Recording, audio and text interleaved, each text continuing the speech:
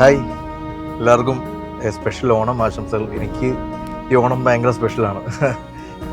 After തുടരുമിന് ശേഷം നമ്മൾ എല്ലാവരും ഒത്തുകൂടുന്ന ഒരു ഓണമാണ്.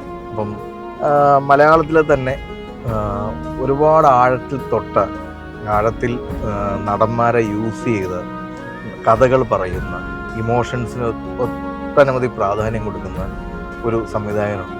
ഞാനിപ്പോൾ പേര് പറഞ്ഞില്ല, ആ സംവിധായകൻ്റെ വീട്ടിലേക്കാണ് ഞാൻ ഈ യാത്ര.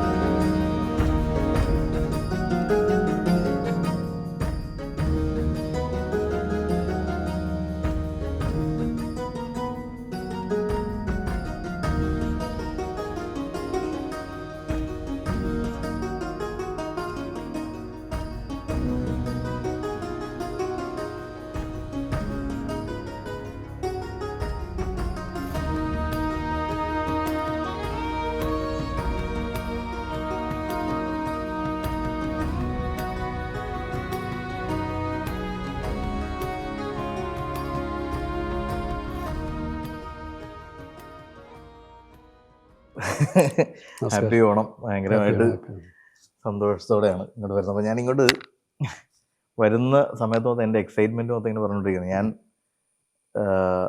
പേര് പറഞ്ഞില്ല, ആരെ കാണാനാണ് വരുന്നതെന്ന് പറഞ്ഞില്ല. ഞാനിങ്ങനെ എനിക്ക് ഭയങ്കര സ്പെഷ്യലായിട്ടുള്ള നമ്മുടെ ലൈഫിലൊക്കെ ഏതൊക്കെയോ മൊമെൻറ്റിൽ ഒരു ഫിലിം മേക്കർ എന്ന രീതിയിലൊക്കെ എങ്ങനെയൊക്കെയോ എവിടെയൊക്കെയോ തൊട്ടിട്ടുള്ള ഒരാൾ എന്നാണ് പറഞ്ഞത്. അപ്പോൾ അതെങ്ങനെയാണെന്ന് ചോദിച്ചു കഴിഞ്ഞാൽ, ഇപ്പോൾ ഈ ഓഫ് കോഴ്സ് തുടരും എന്ന് പറഞ്ഞ സിനിമ ചെയ്യുന്ന സമയത്ത് പല ഐക്കോണിക് സീനുകൾക്ക് മുമ്പും എഴുതുന്ന സമയത്തൊക്കെ നമ്മൾ ലാൽ സാറിനെ ഇതിന് മുമ്പ് അങ്ങനെ അടുത്ത് കണ്ടിട്ടില്ല.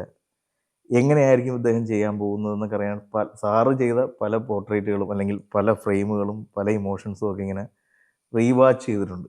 അപ്പം അതിൻ്റെ തന്നെ പല വേർഷൻസൊക്കെ തന്നെയാണ് ഞാനും റീക്രിയേറ്റ്, അല്ലാണ്ട് എൻ്റെ പുതിയതായിട്ടൊന്നുമല്ല. ആ സാറൊക്കെ ക്രിയേറ്റ് ചെയ്തിരിക്കുന്നതിൻ്റെ ഒരു വേറെ ഏതൊക്കെയോ ഒരു വേർഷൻസ് എന്നുള്ള രീതിയിലാണ് തുടരുമില്ല പല സീനിനെ ഞാൻ കാണുന്നുള്ളൂ. അപ്പോൾ അങ്ങനെ ഞാൻ പറഞ്ഞു, എനിക്ക് എൻ്റെ ഫിലിം മേക്കിങ്ങിൽ ഇമോഷൻസിനെ, ഡ്രാമാസിനെ, റിലേഷൻഷിപ്പിനെ, ലെയറുകളെയൊക്കെ ഏതൊക്കെയോ രീതിയിൽ ടച്ച് ചെയ്തിട്ടുള്ളൊരു ഒരു ഡയറക്ടർ, അദ്ദേഹത്തെ കാണാൻ പോകുന്നു എന്നൊരു എക്സൈറ്റ്മെൻറ്റിലാണ് ഞാൻ വന്നത്. അതുപോലെ ഞാൻ പറഞ്ഞ് നമ്മളങ്ങനെ അധികം സ്റ്റേജുകളൊന്നും പങ്കിട്ടിട്ടില്ല. എവിടെയെങ്കിലും നമ്മൾ നിയോയുടെ ഫംഗ്ഷനിലോ അല്ലെങ്കിൽ എന്തെങ്കിലും അവാർഡ് നൈറ്റിലോ കിട്ടുന്ന ഒരു 5-4 മിനിറ്റിലുള്ള സംസാരങ്ങൾ. അപ്പം ഞാൻ ഇവരോട് പറയുമായിരുന്നു, അതായത് എൻ്റെ തുടരുമ്പോൾ റിലീസ് ഡേറ്റ് മാറി. അപ്പം എനിക്ക് എന്താണ് ഇനി നെക്സ്റ്റ് ഡേറ്റ് മാറിയത്, ലാൽ സാർ പടത്തിൻ്റെ ഡേറ്റ് മാറുക എന്ന് പറയുന്നത് നമുക്ക് ഭയങ്കര ഡിസപ്പോയിൻമെൻറ്റ് തരുന്ന സമയമാണ്. അപ്പോൾ ആ സമയത്ത് ഞാൻ ഭയങ്കരമായിട്ട് ഫ്രസ്ട്രേറ്റഡ് ആയിരുന്നു. അപ്പോൾ ആ സമയത്താണ് നമ്മൾ ഇടപ്പള്ളിയിൽ വെച്ചിട്ട് ഒരു റെസ്റ്റോറൻറ്റ് വെച്ച് സാറും വൈഫും കൂടി നിൽക്കുന്ന സമയത്ത് എന്നെ തരുൺ ഇങ്ങനെ വിളിച്ചു. അപ്പോൾ ഞാൻ സാറിൻ്റെ ഇടയ്ക്ക് വന്ന് ചോദിച്ചപ്പോൾ എന്നാണ് റിലീസ്, പുതിയ ഡേറ്റ് ആയോ എന്ന് ചോദിച്ചു. അപ്പോൾ ഞാൻ പറഞ്ഞു, സാർ എനിക്ക് പറയാൻ ചമ്മലുണ്ട്, സാർ ഡേറ്റ് ആയിട്ടില്ല. അപ്പോൾ അന്ന് സാർ അറിഞ്ഞോ അറിയാതെ ആണെങ്കിലും പറഞ്ഞു, ലാല് പറഞ്ഞു അയാൾ നന്നായിട്ട് ആ പടം ചെയ്ത് വെച്ചിട്ടുണ്ട് എന്ന് ഇങ്ങനെ പറഞ്ഞു. അപ്പോൾ അത് എനിക്ക് തന്ന ബൂസ്റ്റിങ് ഭയങ്കരമാണ്. എന്ന് വെച്ച് കഴിഞ്ഞാൽ ശരിക്കും പറഞ്ഞാൽ സാറിനത് പറയേണ്ട കാര്യമില്ല, സാർ എത്രയോ എക്സ്പീരിയൻസ്ഡ് ആയിട്ടുള്ള ആളാണ്. അപ്പോൾ അങ്ങനെ ഒരാൾ എൻ്റെ അടുക്കൽ ഒരു ഷെയ്ക്ക് ഹാൻഡ് തന്നിട്ട് ലാല് പറഞ്ഞു ആ പടം അയാൾ നന്നായിട്ട് എടുത്തിട്ടുണ്ട് എന്ന് പറയുമ്പോൾ അതൊരു ഭയങ്കരമായൊരു, നമ്മളെപ്പറ്റി ആളുകൾ എന്ത് പറഞ്ഞാലും, ഫാൻസ് സിനിമയുടെ ഡേറ്റിന് വേണ്ടി എത്ര ആക്രോശിച്ചാലും, ദ മൊമെൻറ്റ് ഒരു 2 മിനിറ്റ് 3 മിനിറ്റ് നമ്മൾ തമ്മിൽ സംസാരിച്ചൊരു മൊമെൻറ്റ് എനിക്ക് ആ കാത്തിരിപ്പിന് ഭയങ്കര സുഖം തന്നു. അപ്പം ഇതൊക്കെയാണ് എന്നെ ഇവിടെ എത്തിച്ചത്. അപ്പം താങ്ക് യു. അതിനൊക്കെ ഒരുപാട് ഇൻസ്പയർ ചെയ്യുന്നതിന്, ഒരുപാട് കൂടെ നിൽക്കുന്നതിന്, അറിഞ്ഞോ അറിയാതെയൊക്കെ നമ്മളുടെ പുതിയ ഡയറക്ടേഴ്സിൻ്റെയൊക്കെ ബ്ലെസ്സിങ് ആകുന്നതിന്, ഫസ്റ്റ് ഓഫ് ഓൾ ഞങ്ങൾ ഈ ന്യൂ വേവിൽ വന്നിട്ടുള്ള അല്ലെങ്കിൽ ആ പോസ്റ്റ് കോവിഡിന് ശേഷം വന്നിട്ടുള്ള ഡയറക്ടേഴ്സിൻ്റെ ഇതിൽ ഫസ്റ്റ് ഓഫ് ഓൾ ഒരു വലിയ താങ്ക് യു പറഞ്ഞിട്ട് നമുക്ക് തുടങ്ങാം. തീർച്ചയായിട്ടും. ശരിക്കും ഈ പടത്തിൻ്റെ ഷൂട്ടിംഗ് വേളയിൽ പലപ്പോഴും ഞാനത് വളരെ മാറി നിന്നാണെങ്കിലും വാച്ച് ചെയ്യുന്നുണ്ടായിരുന്നു. അത് ഓക്കെ. പ്രത്യേകം രഞ്ജിത്ത് വളരെ ശ്രദ്ധയോടെ സിനിമ സെലക്ട് ചെയ്ത പ്രൊഡ്യൂസറാണ്. ഇടയ്ക്കൊരിക്കൽ രഞ്ജിത്തിനെ കണ്ടപ്പോൾ ഞാൻ എന്തായി ഷൂട്ടിംഗ്, അപ്പോൾ ഇടയ്ക്ക് ഇങ്ങനെ ലാൽ സാറും എമ്പുരാന് പോയി, ഇങ്ങനെ തിരക്കുകളുണ്ട്. അപ്പോൾ ഒരിക്കൽ കണ്ടപ്പോൾ ഇനി എത്രയോ ദിവസങ്ങൾ ഷൂട്ടിംഗ് ഉണ്ട് എന്ന് പറഞ്ഞു. അപ്പോൾ എന്ന് പറഞ്ഞാൽ നൈറ്റാണ് സാർ, അതുകൊണ്ട് ഒരുപാട് സമയം എടുക്കുന്നുണ്ട്, അവർ കുഴപ്പമില്ല, അവർ നന്നായി ചെയ്യുന്നുണ്ടെന്നാണ്. അപ്പോൾ പ്രൊഡ്യൂസറുടെ ഭാഗത്തുനിന്നും അങ്ങനെ ഒരു സാറ്റിസ്ഫാക്ടറി ആയിട്ടുള്ളൊരു മറുപടി, ആ ഒരു എഫേർട്ടിൻ്റെ കൂടെ നിൽക്കുന്ന ഒരു പ്രൊഡ്യൂസർ കൂടെ ഉണ്ടാവുമല്ലോ. ഒരു സിനിമ എപ്പോഴും നന്നാകണമെങ്കിൽ നമ്മളെ വിശ്വസിക്കുന്ന ഒരു പ്രൊഡ്യൂസർ ഉണ്ടാവണം. ബാക്കിയെല്ലാം സെക്കൻഡറിയാണ്. പ്രൊഡ്യൂസർക്ക് കംഫർട്ടബിളായിട്ട് നമ്മൾ ചെയ്യുന്ന കാര്യങ്ങളോട് ഒരു വിശ്വാസം തോന്നിയാൽ നമുക്ക് പകുതി പണി കഴിഞ്ഞു. അത് രഞ്ജിത്ത് ചെയ്തു എന്നുള്ളതാണ്. പിന്നെ ഈ ഒരു എന്താണ് ഈ ലാൽ എപ്പോഴും പറയുന്നൊരു വാക്കാണ് എനിക്കെപ്പോഴും നല്ലതൊക്കെ സംഭവിക്കുകയാണെന്നുള്ളത്. ഇതൊന്നും പലരിലൂടെ കൈമാറി തരുണിലേക്ക് എത്തിയ ഒരു പ്രോജക്റ്റാണ്. അതെ അതെ അതെ അപ്പോൾ അത് നിശ്ചയിക്കപ്പെട്ടിരുന്നത് അങ്ങനെ ആയിരുന്നു അല്ലേ? അതെ, അത് എൻ്റെയും ഒരു ഭാഗ്യമെന്ന് കാണാം. അല്ലെങ്കിൽ എത്രയോ കാലം ഒരു കാത്തു സൂക്ഷിച്ചൊരു കഥ പലരും ചെയ്യാൻ തുനിഞ്ഞിട്ടും അതിങ്ങനെ മാറി മറിഞ്ഞ് അതായത് ശരിക്കും തുടരും ആലോചിക്കുന്ന സമയത്ത്, തുടരുമല്ല അന്ന് അതിന് ബെൻസ് എന്നൊക്കെയാണ് പേര്, അന്ന് ഇവർ ഈ കഥ ആലോചിക്കുന്ന സമയത്ത് ഞാൻ സിനിമാ സംവിധാനത്തെ പറ്റി പോലും ആലോചിച്ചിട്ടില്ല. അപ്പോൾ ഈ ലാൽ സാറ് പറഞ്ഞ പോലെ അതിങ്ങനെ നിയോഗിക്കപ്പെട്ട പോലെ വന്ന് ചേർന്ന പോലൊരു സിനിമയാണ്. എൻ്റെ ഒരു എക്സൈറ്റ്മെൻറ്റ് പുറത്ത് ചോദിക്കുകയാണ്. അപ്പോൾ ഞാൻ സിനിമയിൽ വന്ന കാലം മുതൽ തന്നെ ഈ Onam cinema, Christmas cinema, Vishu പടം എന്നൊക്കെ പറയുന്നത് ഭയങ്കര, പക്ഷേ എനിക്ക് ഇതുവരെയും എൻ്റെ സിനിമകളൊന്നും അങ്ങനത്തെ ഒരു സെലിബ്രേഷൻ സമയത്തൊന്നും റിലീസ് ചെയ്യാൻ പറ്റിയതല്ല. ജാവ ആണെങ്കിൽ ഒരു ഫെബ്രുവരി റിലീസ് ചെയ്യപ്പെട്ടു, സൗദി ആണെങ്കിൽ ഒരു ഡിസംബർ ആദ്യം റിലീസ് ചെയ്യപ്പെട്ടു, ഇതിപ്പം ഈ പറയുന്ന പോലെ ഒരു ഏപ്രിലാണ് റിലീസ് ചെയ്യപ്പെട്ടത്. സാറ് ഓണം റിലീസ് സിനിമകൾ, എനിക്ക് ഡേറ്റുകളൊന്നും, നമ്മൾ ഒരുപാട് സിനിമകൾ ഉണ്ടെന്നുണ്ടെങ്കിലും ഓണത്തിന് റിലീസ് ചെയ്ത സിനിമകൾ അല്ല അതിൻ്റെ വിജയങ്ങൾ, അതിൻ്റെ ആഘോഷങ്ങൾ, അങ്ങനെ ഏതെങ്കിലും ഒരു മെമ്മറിയിൽ ഓണം സിനിമ എന്നുള്ള രീതിയിൽ പ്ലാൻ ചെയ്ത്? അങ്ങനെ പ്ലാൻ ചെയ്തിട്ടില്ലെങ്കിലും ചില സിനിമകൾ ഓണത്തിന് വന്ന് പെട്ടിട്ടുണ്ട്. എനിക്ക് എല്ലാ സിനിമകളും ഏതൊക്കെയാണ് എൻ്റെ സിനിമകൾ ഓണത്തിന് വന്നതെന്നുള്ള കൃത്യമായ ഓർമ്മയില്ല. പക്ഷേ ഒരു സിനിമ എനിക്ക് കൃത്യമായ ഓർമ്മയുള്ളത് സമ്മർ ഇൻ ബത്ലഹേമാണ്. സമ്മർ ഇൻ ബത്ലഹേം 1998 സെപ്റ്റംബർ 4-നാണ് റിലീസ് ചെയ്തത്. ആ പേരോർത്ത് വെക്കാൻ വീണ്ടും ആ സിനിമയുടെ ഒരു കാര്യങ്ങളുമായിട്ട് മുന്നോട്ട് പോകുന്നൊരു സാഹചര്യം ഉള്ളതുകൊണ്ടാണ്, ആ ഒരു ഡേറ്റ് ഓർത്ത് വെക്കാൻ കാരണം. അതിന് വലിയൊരു ഒപ്പോസിഷനുണ്ട്. ശരിക്കും ആൾക്കാർ വലിയ രീതിയിൽ എക്സ്പെക്റ്റ് ചെയ്തിരിക്കുന്ന സിനിമ ഫാസിലിൻ്റെ മറ്റേ ഹരികൃഷ്ണൻസാണ്. അതെ, അപ്പം മമ്മൂട്ടിയും ലാലും ജൂഹി ചൗളയും ഒക്കെയുള്ള വലിയ എക്സ്പെക്റ്റേഷനോട് കൂടി ആൾക്കാർ കാത്തിരിക്കുന്ന സിനിമയായിരുന്നു. അതിൻ്റെ ഒപ്പം ഇറങ്ങേണ്ടിയിരുന്ന മറ്റൊരു സിനിമ പഞ്ചാബി ഹൗസ് ആയിരുന്നു. പക്ഷേ അതിൻ്റെ നിർമ്മാതാവ് ഈ ഒരു വലിയ പടം വരുന്നത് കണ്ടിട്ട് അവരുടെ റിലീസ് ഒന്ന് പോസ്റ്റ്പോൺ ചെയ്തു. പക്ഷെ നമ്മുടെ സിനിമ ഒരേ ദിവസം തന്നെ റിലീസ് ചെയ്തു. ലാൽ സാറ് ഓഡിയൻസിന് അറിയില്ല ലാലുണ്ടെന്നുള്ള അങ്ങനെ പബ്ലിസിറ്റി വരാത്തതുകൊണ്ട് സുരേഷ് ഗോപി ജയറാം പടവും മോഹൻലാൽ മമ്മൂട്ടി പടവും എന്ന് പറയുന്ന രീതിയിലേ ഉണ്ടായിരുന്നുള്ളൂ.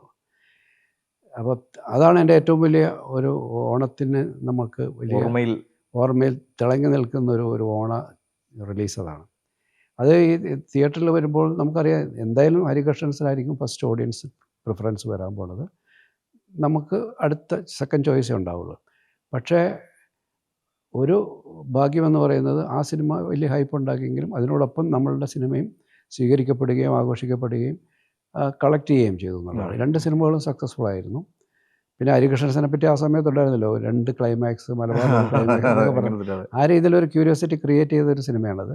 പക്ഷെ നമ്മൾ പ്രതീക്ഷിച്ചതിനേക്കാൾ മുകളിൽ ഈ സമ്മർ ഇൻ ബത്ലഹേമും അത് സക്സസ്ഫുള്ളായി മാറി എന്നുള്ളതാണ്. ഫാസിലാണെങ്കിൽ എൻ്റെ ഗുരുസ്ഥാനീയനായ ആളാണ്. ഇവരെല്ലാവരും നമ്മുടെ വേണ്ടപ്പെട്ട ആൾക്കാർ തന്നെയാണ്. പക്ഷേ ആ 2 കൂട്ടർക്കും ആ 2 സിനിമകൾക്കും സ്വീകാര്യത ഉണ്ടായി എന്നുള്ളതാണ് സന്തോഷം. ഞാൻ ഇപ്പം പ്രത്യേകിച്ച് ലാൽ സാറിനൊപ്പം വർക്ക് ചെയ്തിട്ട് വന്ന ഒരു സാഹചര്യം ആയതുകൊണ്ട് എൻ്റെ ഒരു ചോദ്യം ചിലപ്പോൾ ലാൽ സാറിനെ കുറിച്ചുള്ളതാണ്. അത് എൻ്റെ ഫഹദ് ഒരു ദിവസം ഞങ്ങൾ ഈ പുതിയ സിനിമയുടെ ചർച്ചകൾക്കിടയിൽ നിൽക്കുന്ന സമയത്ത് എൻ്റെ ഇടയ്ക്കൽ ലാൽ സാറിനെ ഓഡീഷൻ നടത്തിയ കഥ സാർ പറഞ്ഞിട്ടുണ്ട്, പല ഇൻ്റർവ്യൂവിലും പറഞ്ഞിട്ടുണ്ട്. പക്ഷേ അതല്ലാത്തൊരു വേർഷൻ ഫഹദ് എൻ്റെ ഇടയ്ക്ക് പറഞ്ഞിട്ടുണ്ട്. എൻ്റെ ഇടയ്ക്ക് ഫഹദ് പറയുന്നത് ഇങ്ങനെയാണ്, അതായത് എല്ലാവരും വന്ന് കഴിഞ്ഞു. അപ്പോൾ ഒരാൾ ഒരു കുടയൊക്കെ കയ്യിൽ വെച്ച് ഗേറ്റിൻ്റെ അവിടെ നിന്ന് നടന്നു വരുമ്പോൾ സെക്യൂരിറ്റി പറഞ്ഞൂടെ കഴിഞ്ഞു എന്ന് പറയുന്നുണ്ട്. അങ്ങനെ ഫാസിൽ സാറും സിബിൽ സാറും ആരോ കണ്ടപ്പോൾ ഈ ഇദ്ദേഹത്തിൻ്റെ നടത്തവും ഇദ്ദേഹത്തിൻ്റെ രീതിയും ഒക്കെ കണ്ടപ്പോഴത്തേക്കും വരാൻ പറഞ്ഞ് അങ്ങനെ അകത്തേക്ക് വന്നു എന്നാണ്. അപ്പം സാറും അതിൻ്റെ അത് കംഫർട്ട് എന്തിനാണ് എന്നുള്ള ചോദ്യം ചോദിച്ചു. എൻ്റെ ചോദ്യം ഇതാണ്, അദ്ദേഹം വന്ന് നിന്നതിന് ശേഷം ഒരു ഓലമടലെടുത്ത്, അങ്ങനെയാണ് ഫഹദ് പറഞ്ഞത്, ഒരു ഓലമടൽ എന്തോ ഒരു ഗണ്ണ് പോലത്തെ എന്തൊരു കാര്യം ചെയ്യാൻ പറഞ്ഞൊരു പ്രോപ്പർട്ടി ഇല്ല, അപ്പോൾ ഒരു ഓലമടൽ എടുത്ത് വെക്കുകയും അത് വെച്ചിട്ട് ഓഡിഷൻ ചെയ്യുകയും നടന്നൊരു കഥ പറഞ്ഞതായിട്ട് എന്താണ് ആ ഓർമ്മ? കാരണം ലാൽ സാറിനെ പറ്റി, സാറ് മാർക്കറ്റിനെ പറ്റിയൊക്കെയാണ് ആൾക്കാർ അറിയാവുള്ളൂ. അപ്പം സാറ് ഇതും പറഞ്ഞു, സ്ക്രിപ്റ്റ്, അതായത് നായകൻ്റെ സ്ക്രിപ്റ്റ് ആയിരുന്നു കൊടുക്കേണ്ടത്, അങ്ങനെ സ്ക്രിപ്റ്റ് മാറി കൊടുക്കുകയോ അങ്ങനെയൊക്കെയാണ് ഫഹദ് എന്തൊക്കെയാണ് കഥേനെ പറ്റിയൊക്കെ പറഞ്ഞേക്കണം. അതിൻ്റെ റിയാലിറ്റി എന്താണ് എനിക്കറിയില്ല. അങ്ങനത്തെ ഈ പറയുന്ന കാര്യങ്ങളെ കുറിച്ച് എനിക്ക് ക്ലാരിറ്റി ഇല്ല. ഓക്കെ. എനിക്കറിയാവുന്ന കാര്യം നമ്മൾ ഈ ഓഡീഷന് വേണ്ടിയിട്ട് ഇരുന്നത് ഫാസിൽ, ജിജോ, ഞാൻ, ജിജോയുടെ ബ്രദർ ജോസ്, പിന്നെ നവോദയയിലെ ഒരു സ്റ്റാഫായിട്ട് ഒരു അമാൻ എന്ന് പറഞ്ഞ ഒരാളാണ്. ഞങ്ങൾ 5 പേരാണ് ഉണ്ടായിരുന്നത്. അപ്പോൾ ഒരുപാട് പേരെ ഓഡീഷന് വന്നു. എനിക്ക് തോന്നുന്നു ഒരു 10-30 പേര് വന്നു. എനിക്കിപ്പോഴും ഓർമ്മയുണ്ട്. അതിനകത്ത് രജനീകാന്തിൻ്റെ രൂപവും രജനീകാന്തിനെ പോലെ അഭിനയിക്കുന്ന ഒരാളൊക്കെ ഉണ്ടായിരുന്നു. അങ്ങനെ പലരും വന്നു പോയി. ലാലും വന്നു ചെയ്ത ഈ ഓലമടൽ കൊടുത്ത കഥയൊന്നും അങ്ങനെ ഒരു ഓർമ്മയില്ല. കാരണം വീട്ടിൻ്റെ അകത്ത് വെച്ച് ജിജോയുടെ ഓഫീസ് റൂമിൽ വെച്ച് തന്നെയാണ് ചെയ്യുന്നത്. അങ്ങനെ ഒരു പ്രോപ്പർട്ടി ഒന്നും കൊടുത്തതായിട്ട് ഓർമ്മയില്ല. അതുപോലെ വന്നയാളെ പറഞ്ഞു വിട്ട കഥയും ഓർമ്മയില്ല. എല്ലാവരും അവിടെ വന്ന് വെയിറ്റ് ചെയ്യായിരുന്നു.